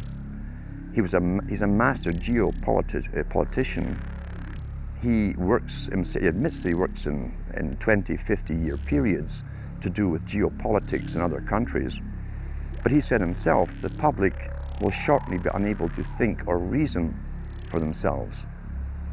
It was meaning by the form of information that was given to them, the type, the formulas that were in use then in the 1970s. He says, eventually they'll be unable to think or reason for themselves. And eventually, he said, they will expect the media to do all their thinking and reasoning for them. Well, that's happened today. That's why people today can't think outside of the programming from television. Zbigniew Brzezinski, Obama's main foreign policy advisor, talks about how a cult of personality can be artificially manufactured to influence the masses. In the first months of my administration, to pull our economy... Oh, goodness. Sorry about that, guys. To pull our economy back from the brink, including the largest and most sweeping economic recovery plan in our nation's history. We're gullible, but we're also willingly gullible. We want a human being, a big daddy, to come along and make everything right for us. And as long as we believe that, we'll always basically get shafted. In addition to John, sorry, I just noticed that I jumped the gun here. Go ahead and move it up. I'd already introduced all you guys. It's the presidential reality show. But when it became an Oprah production, it became slick. You don't have a president, you have an actor. They say that politics is show business for ugly people. You got it. What am I going to tell the president when I tell him his teleprompter is broken? What will he do then? It's Obama's role to front for the international banking syndicate and to take all the heat for their unpopular agenda. It's his job to convince the American people that the buck actually stops at the White House. In Brzezinski's book, Between Two Ages, is that eventually we shall put presidents in who will have personality cults. We shall create massive personality cults for these people through the same techniques as Hollywood has used. Obama is that man today. The globalists, who know that Obama is going to promote their plan, want to make him such a superhero that nobody will question what he's doing. They'll be so preoccupied with who he is, or where he is, or what he's saying, or what he's wearing, or something like that. The idea of making him into a celebrity is very valuable because that way people are less inclined to ask, what is he doing? So that's very useful to these people. Similar plans of social control have been continuously carried out by operatives of the Ford Foundation, who Obama has worked for over the last 30 years. Many of the strategies used to control populations were originally developed by Edward Bernays, who coined the phrase public relations. Bernays said that if you manufacture an authoritative figure who repeats the same messages over and over, that this will appeal to the masses' subconscious desires. Yes, we can. The unwashed masses will helplessly follow the leader and go along with any message they spout. Yes, we can. Yes, we can. We shall overcome. Yes, we can. we will respond with that timeless creed that sums up the spirit of a people. Yes, we can. Thank you. Today, these exact techniques are being used with devastating effect against the general population. Obama is the latest version of 21st century mass mind control. The psych warfare engineers are counting on Obama to finish the plan they began decades ago.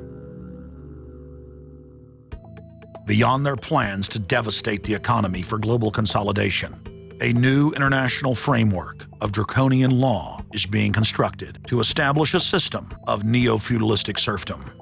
Remember, it was Bill Clinton who gave us NAFTA. And it was Al Gore, the hero of the environmental movement, who was the hatchet man for the Clinton administration to cram NAFTA down the throats of a reluctant Congress. Now, this is a good deal for our country, Larry, and let me explain why. Al Gore, who carried the ball for NAFTA and GATT, is now one of the top standard bearers for the elite's agenda. I didn't interrupt you. Okay, now, guys. Yeah, maybe it just... Is this... NAFTA. Why?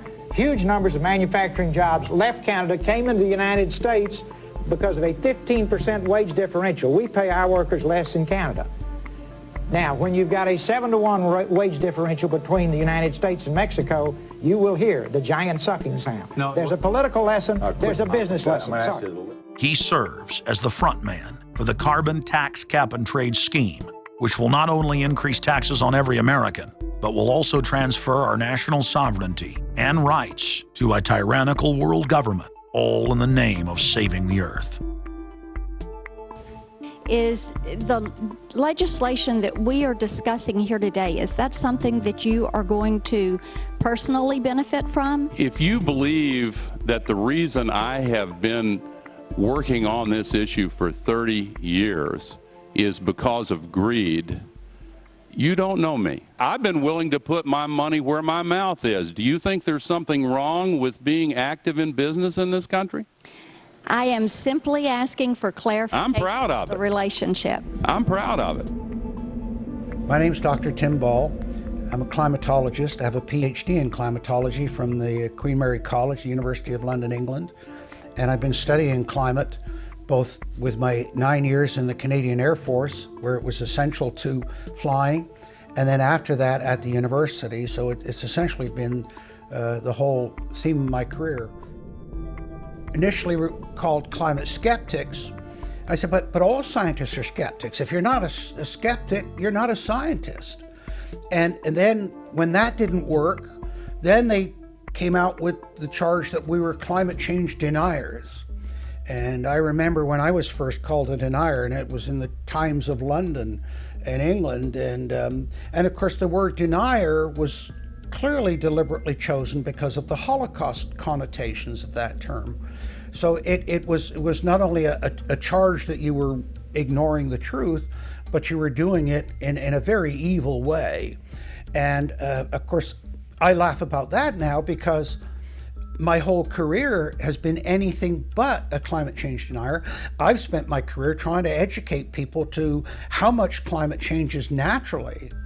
So I'm anything but a denier, but of course that is part of the politics. Under the Nazis, there was something called race science. They had a lunatic theory of eugenics, the Aryan heritage, and all the rest of this. Absolute crackpot pseudoscience. There was no empirical measure or empirical test for the validity of those theories. They simply asserted them, and if you were a professor who stood up to them, then the Gestapo would come and take you away.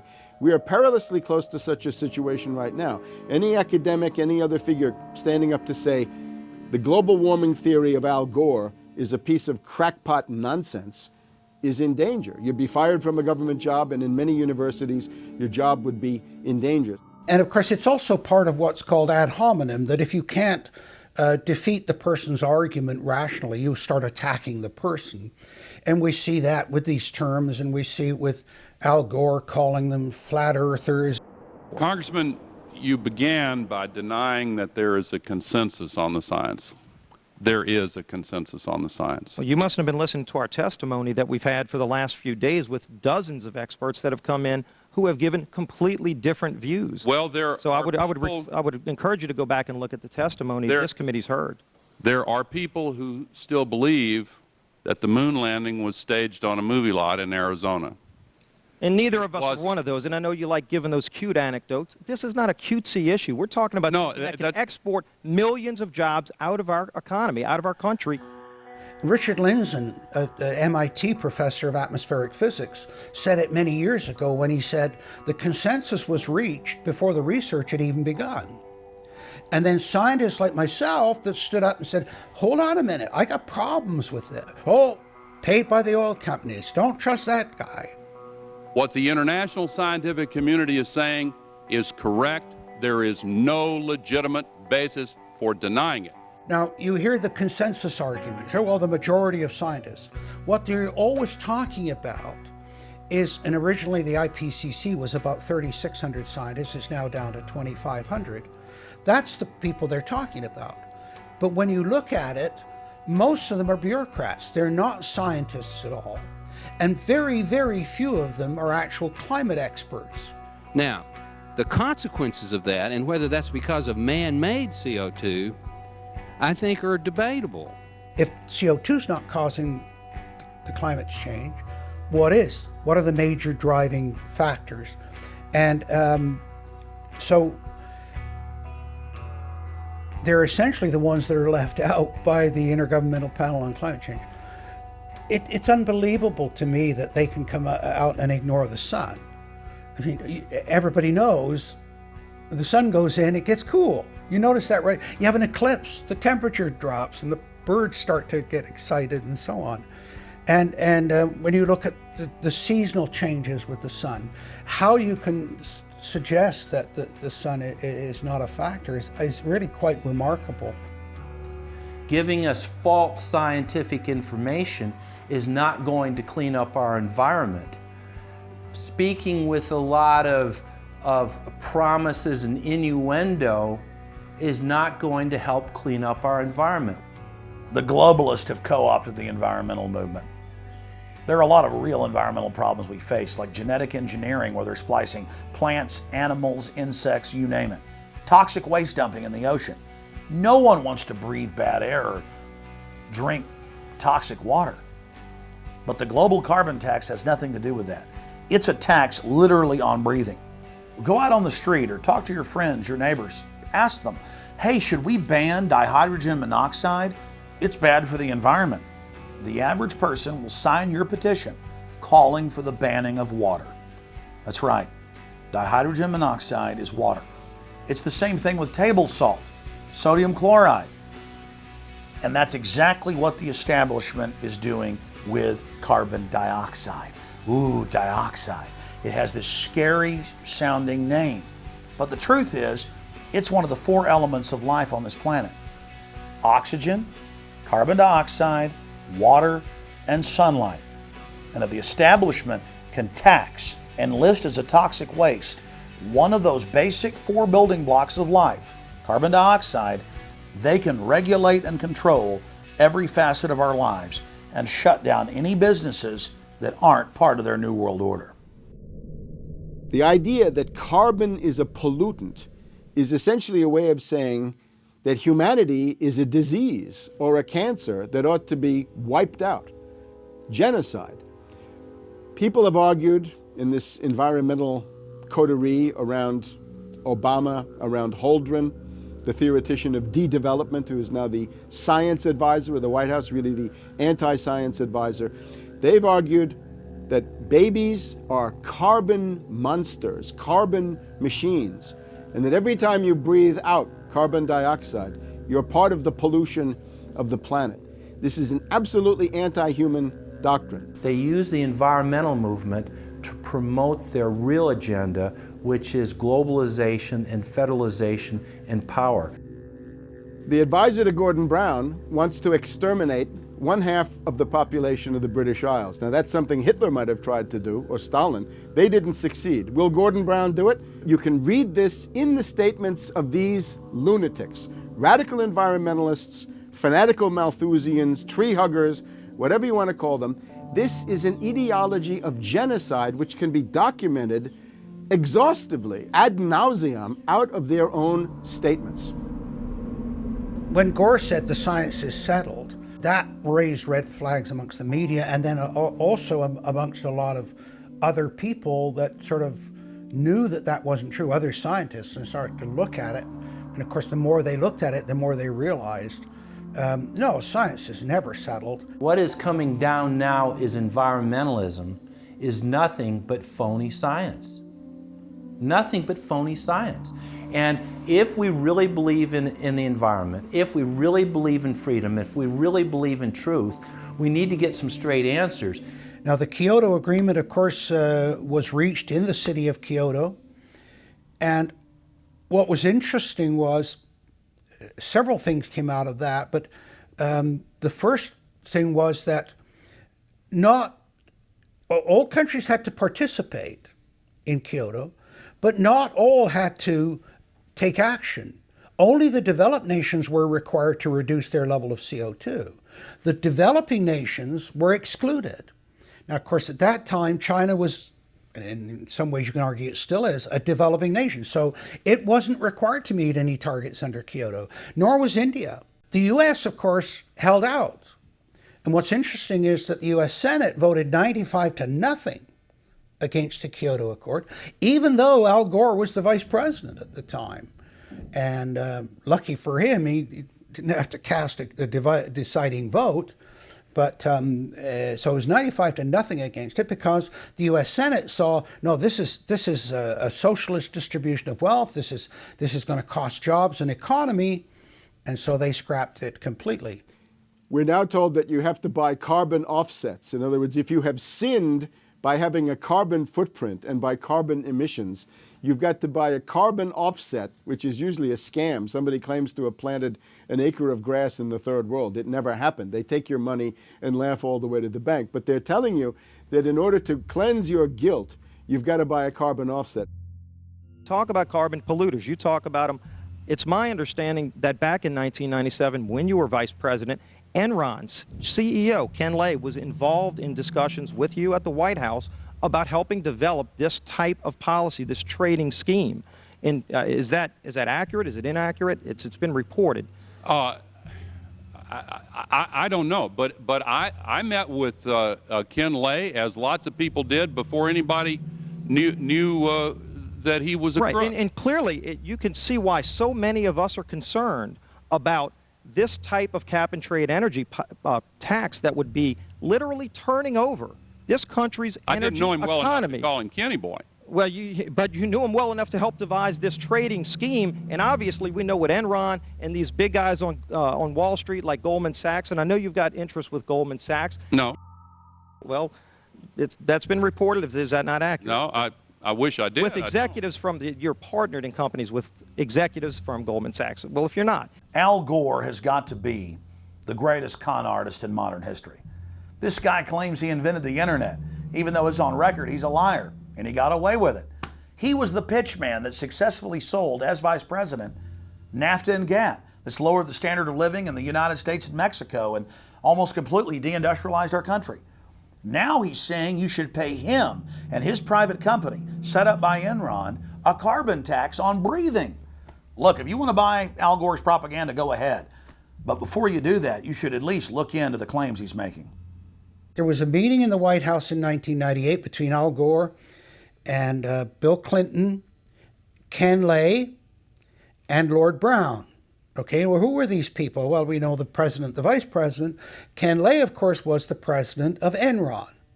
And Enron was a major, major player in the carbon trading.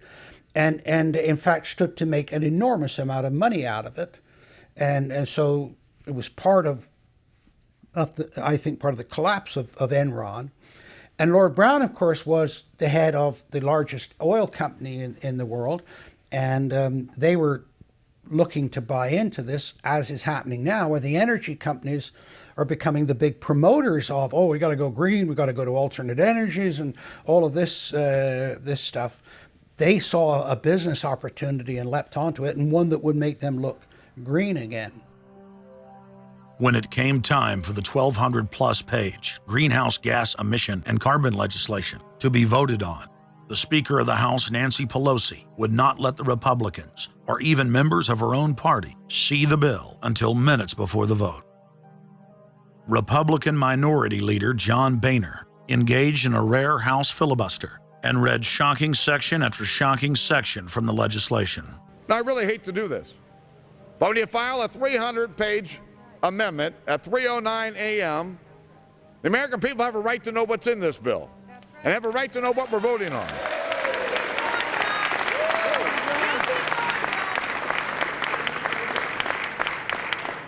Page 48. Each building code enforcement department receiving a grant under subsection A shall impanel a code administration and enforcement team consisting of at least one full-time building code enforcement officer, a city planner, and a health planner or similar officer. I can take you to Chickasaw, Mercer County in my district. They don't have one full-time person that works for the village, all right, not one. Look at the mandate on every city, village in America right here in this bill. So that we're not only going to tell you what the codes are going to be, but we're going to tell you how many people you need to hire to enforce this. Page 41, determine any geographic area within the contiguous United States that lacks a federal power marketing agency. Because, you know, we can't move power around the country without a federal power marketing agency. We do it today, but now we have to have a new government agency to do this. All California housing standards are now going to be imposed on every American community. You don't have the right to have your own building standards in your community or in your state. Hell no, the federal government's going to tell you what they are. It quickly became clear why Pelosi and the Democratic leadership were desperate to keep the contents of the bill secret before the vote. Now, because of this underlying bill, the federal government will virtually have control over every aspect of lives for the American people. It is time to stand up and say, we get to choose. We choose liberty or we choose tyranny. It's one of the two.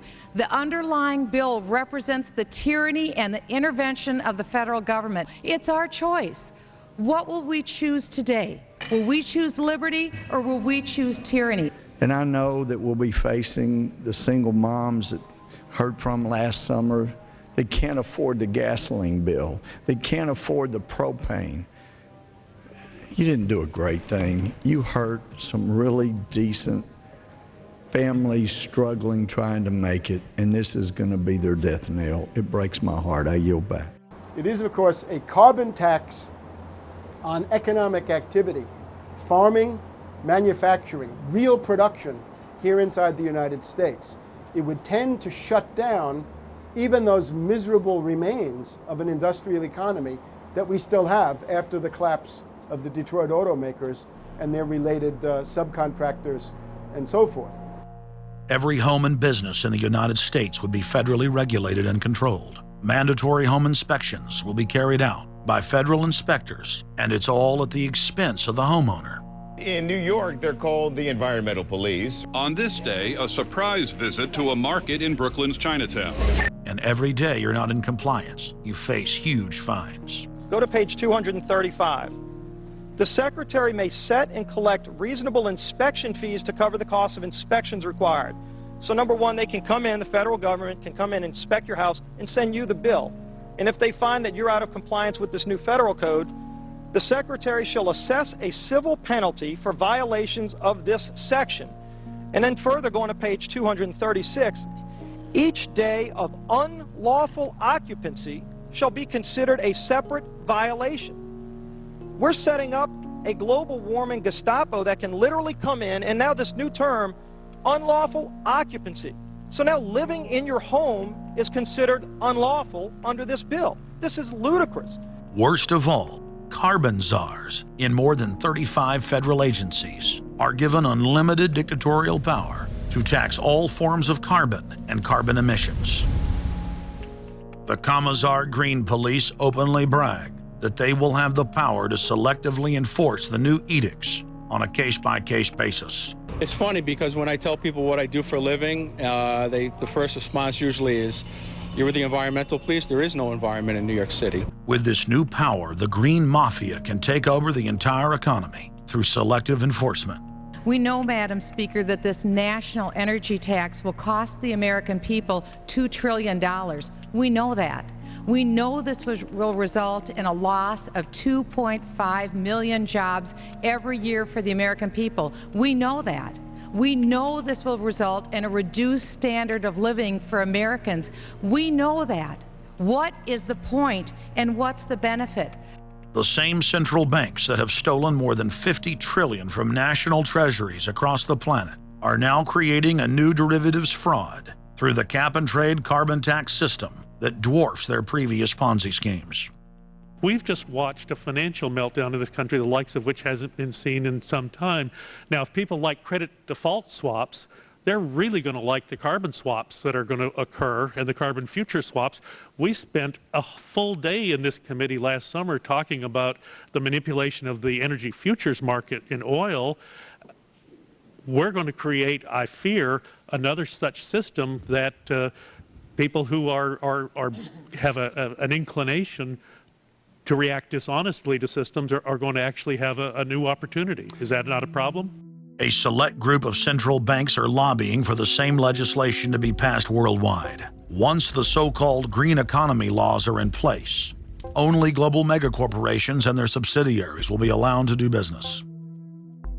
Van Jones, Barack Obama's first green job czar, has stated repeatedly on the record that the new green economy is only a cover for a complete revolution against capitalism and the total redistribution of wealth. But what Van Jones doesn't tell his sad followers is that the elite are bragging that the modern green movement was designed from its creation to destroy the middle class and transfer all wealth into the hands of a super elite. They're not doing this to uplift the poor. No, the goal is to enslave the planet and usher in a new dark age. Every nation on Earth is in the process of, or has already passed, its own set of carbon tax laws and regulations. If their plan is successful, every nation on Earth will not only pay tribute to the powerful world government, but every facet of human life will be regulated by the technocratic global planners. Under the carbon tax scheme, China, India, Mexico, and over 150 other nations are exempt from the global tax system. You see, the bankers already own and control the third world. Their final target is the middle class of the West. Once they've dismantled the economies of the United States, Europe, and Japan, they believe no one can stand in their way.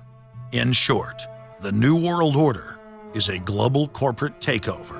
In their global corporate state, there is no room for individuality, sovereignty, or independence. As their program begins to face more and more opposition, lawmakers and supporters of the man-made global warming hypothesis want laws to be passed, making it illegal to question their theories. Recently, the head of Greenpeace was forced to admit that the Arctic and Antarctic ice caps grow in the winter and shrink in the summer, and that this is all part of a natural process driven by the tilt of the Earth and the Sun. The cosmic radiation coming from space, the amount reaching the Earth is affected by the strength of the sun's magnetic field. So the magnetic field of the sun is almost like a gateway controlling the cosmic radiation reaching the Earth. The magnetic strength of the sun is also related to the number of sunspots. So they are directly related to changes within the inner structure of the sun. The amount of cosmic radiation reaching the lower atmosphere creates more cloud, right? And cloud forms, you need to have what are called condensation nuclei. That is, little particles around which water can change from water vapor or gas into water droplets, minute particles that are visible in the form of clouds. We've known for a long time that there was more cloud than the amount of particles in the atmosphere, because we assumed it was clay particles and salt particles that were creating this condensation process. But there was this gap. We now realize, of course, it's the cosmic radiation that's doing it. So what the cosmic radiation is doing, controlled by the magnetic field of the sun, is it's like putting up a screen in the greenhouse and blocking out the sunlight. And of course, that then affects the temperature of the Earth. That's why there's a relationship between the sunspots and the temperature on the Earth. So we now know the mechanism, but they completely ignore that. More than 31,000 scientists from across the United States, including more than 9,000 PhDs from the fields of climatology, atmospheric science, earth science, and hydrology, signed a petition rejecting man-made global warming as a scientific fraud. This shattered the hoax of the so-called consensus that the mainstream media had been pushing for years, that every scientist on Earth believed that man-made global warming was a fact. If the people are able to block their carbon tax takeover, the elite's agenda to establish a planetary world government will collapse. To force their unpopular agenda upon the planet, the controllers are racing to complete the construction of their police state control grid. Borrowing from tactics used in the past by communist, fascist, and other totalitarian regimes, every form of classical textbook tyranny is now being implemented in the West. In the United States, the central government is federalizing local police. State and local officers are in a great position to collect important information on terrorists and their allies, and the Terrorist Screening Center stands ready to help you. This video, produced by Homeland Security, is required viewing for all departments in the U.S. And with the teamwork of local, state, and federal law enforcement, we have an excellent opportunity to see the picture and solve the puzzle before these terrorists can strike again. State, county, and city police now take their marching orders directly from DHS and FEMA. The videos and training manuals turn peace officers, once guardians of the Republic, into secret police. See way down there? There's a woman taking photos of the dam. Someone called 911 and reported a suspicious person. As you guessed, she's going to be a Category 3 hit. And since it's very important that we don't let her know that we know, both the dispatcher and the officer need to make sure she doesn't hear the radio traffic. Stand by. If I could ask you to wait right here, please. Sure. Everyday items and activities are listed as proof that you are sympathizing with shadowy boogeymen of terror. Of course, he's going to keep his eyes open for anything interesting or unusual in the car. That would include cameras, binoculars, video equipment, GPS, maybe things like sleeping bags that suggest they're living out of the car. From their inception, Homeland Security and Northcom were set up to dominate the people and the states, not to fight the CIA-created Al-Qaeda. Patriotic members of the military and law enforcement, at great risk to their lives and careers, have sent this filmmaker federally and internationally produced law enforcement manuals, textbooks, documents, and videos. The MIAC report, distributed to Missouri law enforcement, lists gun owners, libertarians, constitutionalists as potential terrorists. The federally written document went on to list Ron Paul, Bob Barr, and American flag bumper stickers as dangerous paraphernalia linked to white supremacists. Even before 9/11, FEMA was quietly indoctrinating local police to have a hatred of the Founding Fathers and everything our constitutional republic stands for. Who was the first terrorist organization in the United States? Who? Founding Fathers. Founding Fathers. You mean Thomas Jefferson? Oh, yeah. You mean George Washington? Oh, yeah. Paul Revere? Yeah. These guys right here, let me ask you something. Did they try to scare people? Oh, yeah. They tried to intimidate the British. Did they use acts of violence? Your founding fathers, my founding fathers, were involved in acts of terrorism against British officials because they systematically had British officials assassinated. In the old Soviet Union, Nazi Germany, and Maoist China, the police's main job was not fighting crime. In totalitarian forms of government, the police are political enforcers, or commissars as they were known in Russia. It's their job to spy on the public and to intimidate the exercise of free speech. Once a climate of fear has been achieved, the public begins to self-censor, to shut down.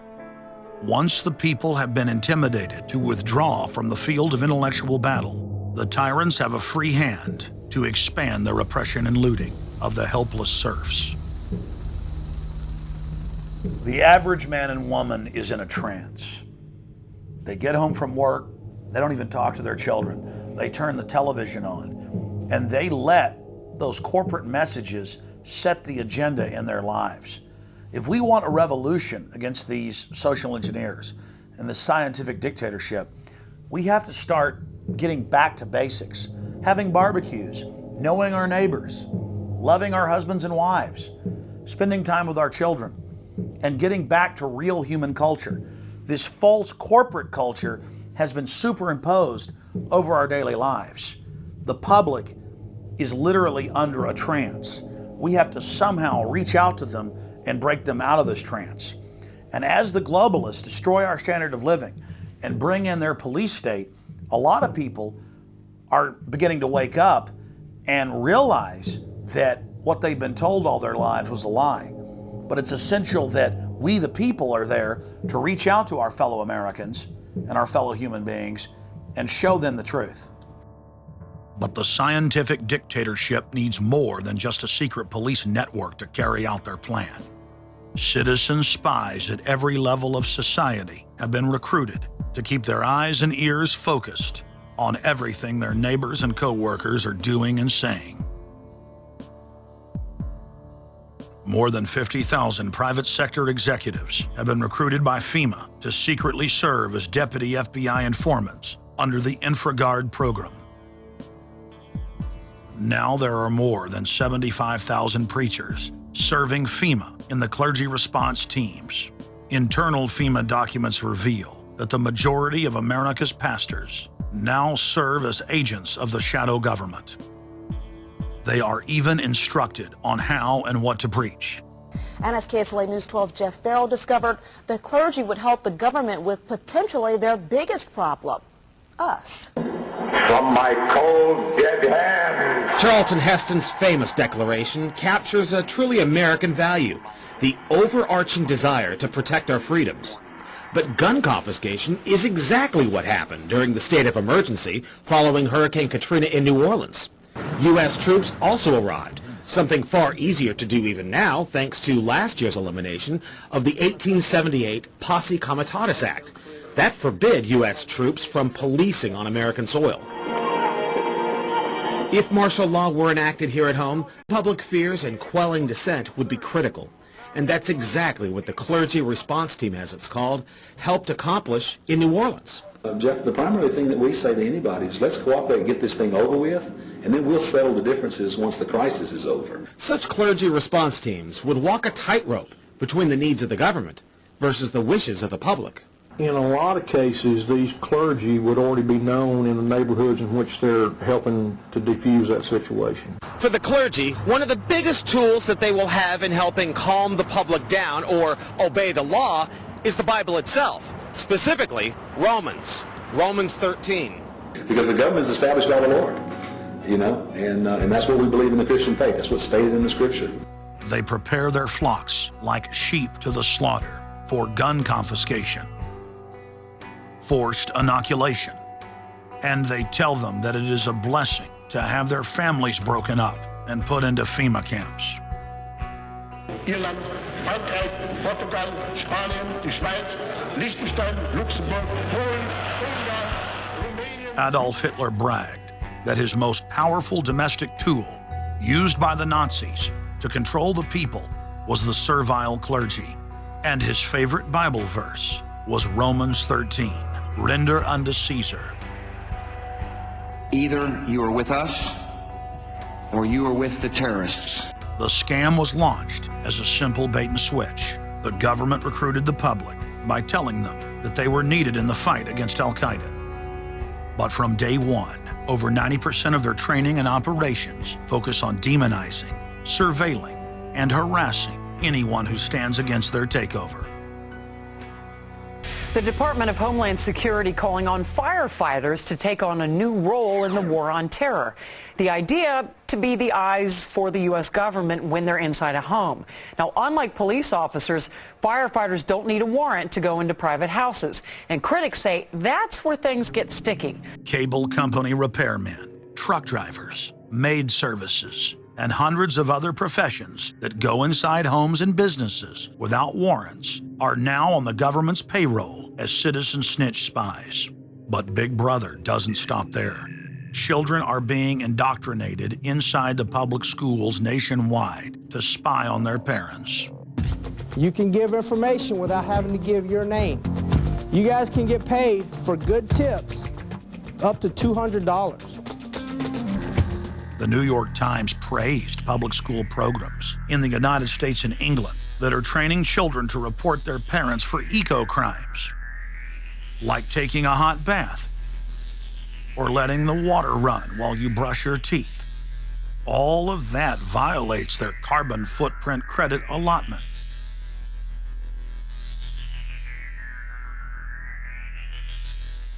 Check it out, check it out.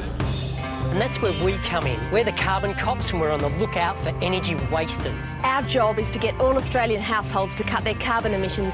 So Carbon Cops is a program that looked at energy use in a domestic sense. We went into people's houses and got them to reduce their energy use by 50%. Sadly, the Boy Scouts of America have now contracted with the Department of Homeland Security and are now training more than 20,000 Boy Scouts in anti-terror urban warfare mount training. The federal grants are very specific. The Scouts are trained to carry out seek and destroy missions against disgruntled veterans of the U.S. Armed Forces. Good evening, everyone. Homeland Security is enlisting some unlikely new recruits to fight terrorism and help with other emergencies. The Girl Scouts. Girl Scouts across the country and here in East Tennessee are now taking part. 9-year-old Elise Murphy has already earned a lot of Girl Scout patches. And now, every member of the 3.4 million Girl Scouts of America is now being trained by the Federal Emergency Management Agency to aid and support Homeland Security in disaster and anti-terror operations. One of the things that if you talk to our generals, they are desperate for is a civilian counterpart to our military forces. Everybody somewhere between the ages of 18 and 25 will serve 3 months of basic training and understanding in a kind of civil defense. So is this compulsory then? Well, you have to, in a sense, it's a required of everybody, 18 to 25, 3 months, and at some point at that point you do it. Creating citizen armies in one way is, it's disgusting, because what you do is you get young kids and you can mold their minds easily. And we saw them chanting and crying, and they'll follow any leader, whether it's in a black shirt, a brown shirt, a red shirt, whatever the shirt might be. Another branch of Homeland Security, the Corporation for National and Community Service, is setting up literally hundreds of other private uniformed youth groups. The White House has introduced legislation to establish forced national service for all Americans between the ages of 16 and 64. In 2008, the North American Military Governorship, known as NORTHCOM, announced that they had deployed 4,000 regular Army troops inside the United States to deal with civil unrest because they knew that their offshore masters were about to rob the United States blind. In 2009, the Pentagon requested funding from Congress to deploy 379,000 military personnel in thousands of communities across the United States. And now, legislation has been introduced in Congress to expand a system of FEMA concentration camps across the United States under the National Emergency Centers Act, H.R. 645. The Republic is hanging by a thread. The last vestiges of our free system of government are being swept away. You know, you got time to watch baseball, you got time to watch football, you got time to entertain yourself, but I think a knowledgeable public we're losing, and we've got to get people back on track to paying attention, because if you don't pay attention to your government and what they're doing, you're going to pay some dire consequences for it. Unless we become active and become influential in the power centers of society, there's nothing we can do about it. Just knowing about it is not enough. And as long as we are given at election time an option between the Republican candidate or the Democrat candidate, both of whom have been selected by members of the Council on Foreign Relations and both of whom have the same general policies, that's not going to change anything either. So the real issue is, so what? And the answer is we've got to recapture control of the power centers of society. The people have a decision to make. Our nation has been seized in the jaws of a global corporate takeover. The republic is passing into history. We're losing our freedoms. And it's up to every man, woman, and child in the United States to decide whether we're going to be fooled by the slick propaganda of the social engineers or whether we're going to restore the republic. The values expressed by our founding fathers and the Declaration of Independence and other documents are very important to these times, and it's now our chance to manifest those documents. Now is the time for all good men to come to the aid of their country, because the country is being stolen from us in broad daylight. Not only stolen metaphorically, but financially as well. The numbers don't lie. The American people, having been educated as to the truth, then have to rise up and demand and get a government that starts serving them. We need a change, and it isn't going to come from Democrats and Republicans. It has to come from the American people. Dissension is the greatest form of patriotism, and I believe that. Because if you don't hold your elected officials' feet to the fire and pay attention, you are going to get bad government. So it's imperative for all of us. It's our job as citizens of this great country to pay attention. This is our last chance to not relive history. Hundreds of nations have fallen to tyranny in the last century alone. America is a prize coveted by the despotic megacorporations that now dominate our planet. If their world government is truly to rise, freedom and the republic for which it stands must fall. Now is the time for all good men and women to come to the aid of their country. One of the greatest events in history is taking place before our very eyes. For many generations into the future, our progeny will look back on this time as either a place where humanity rose to the challenge and made a stand against the forces of darkness, or as a time when the planet fell into the grip of a merciless high-tech tyranny.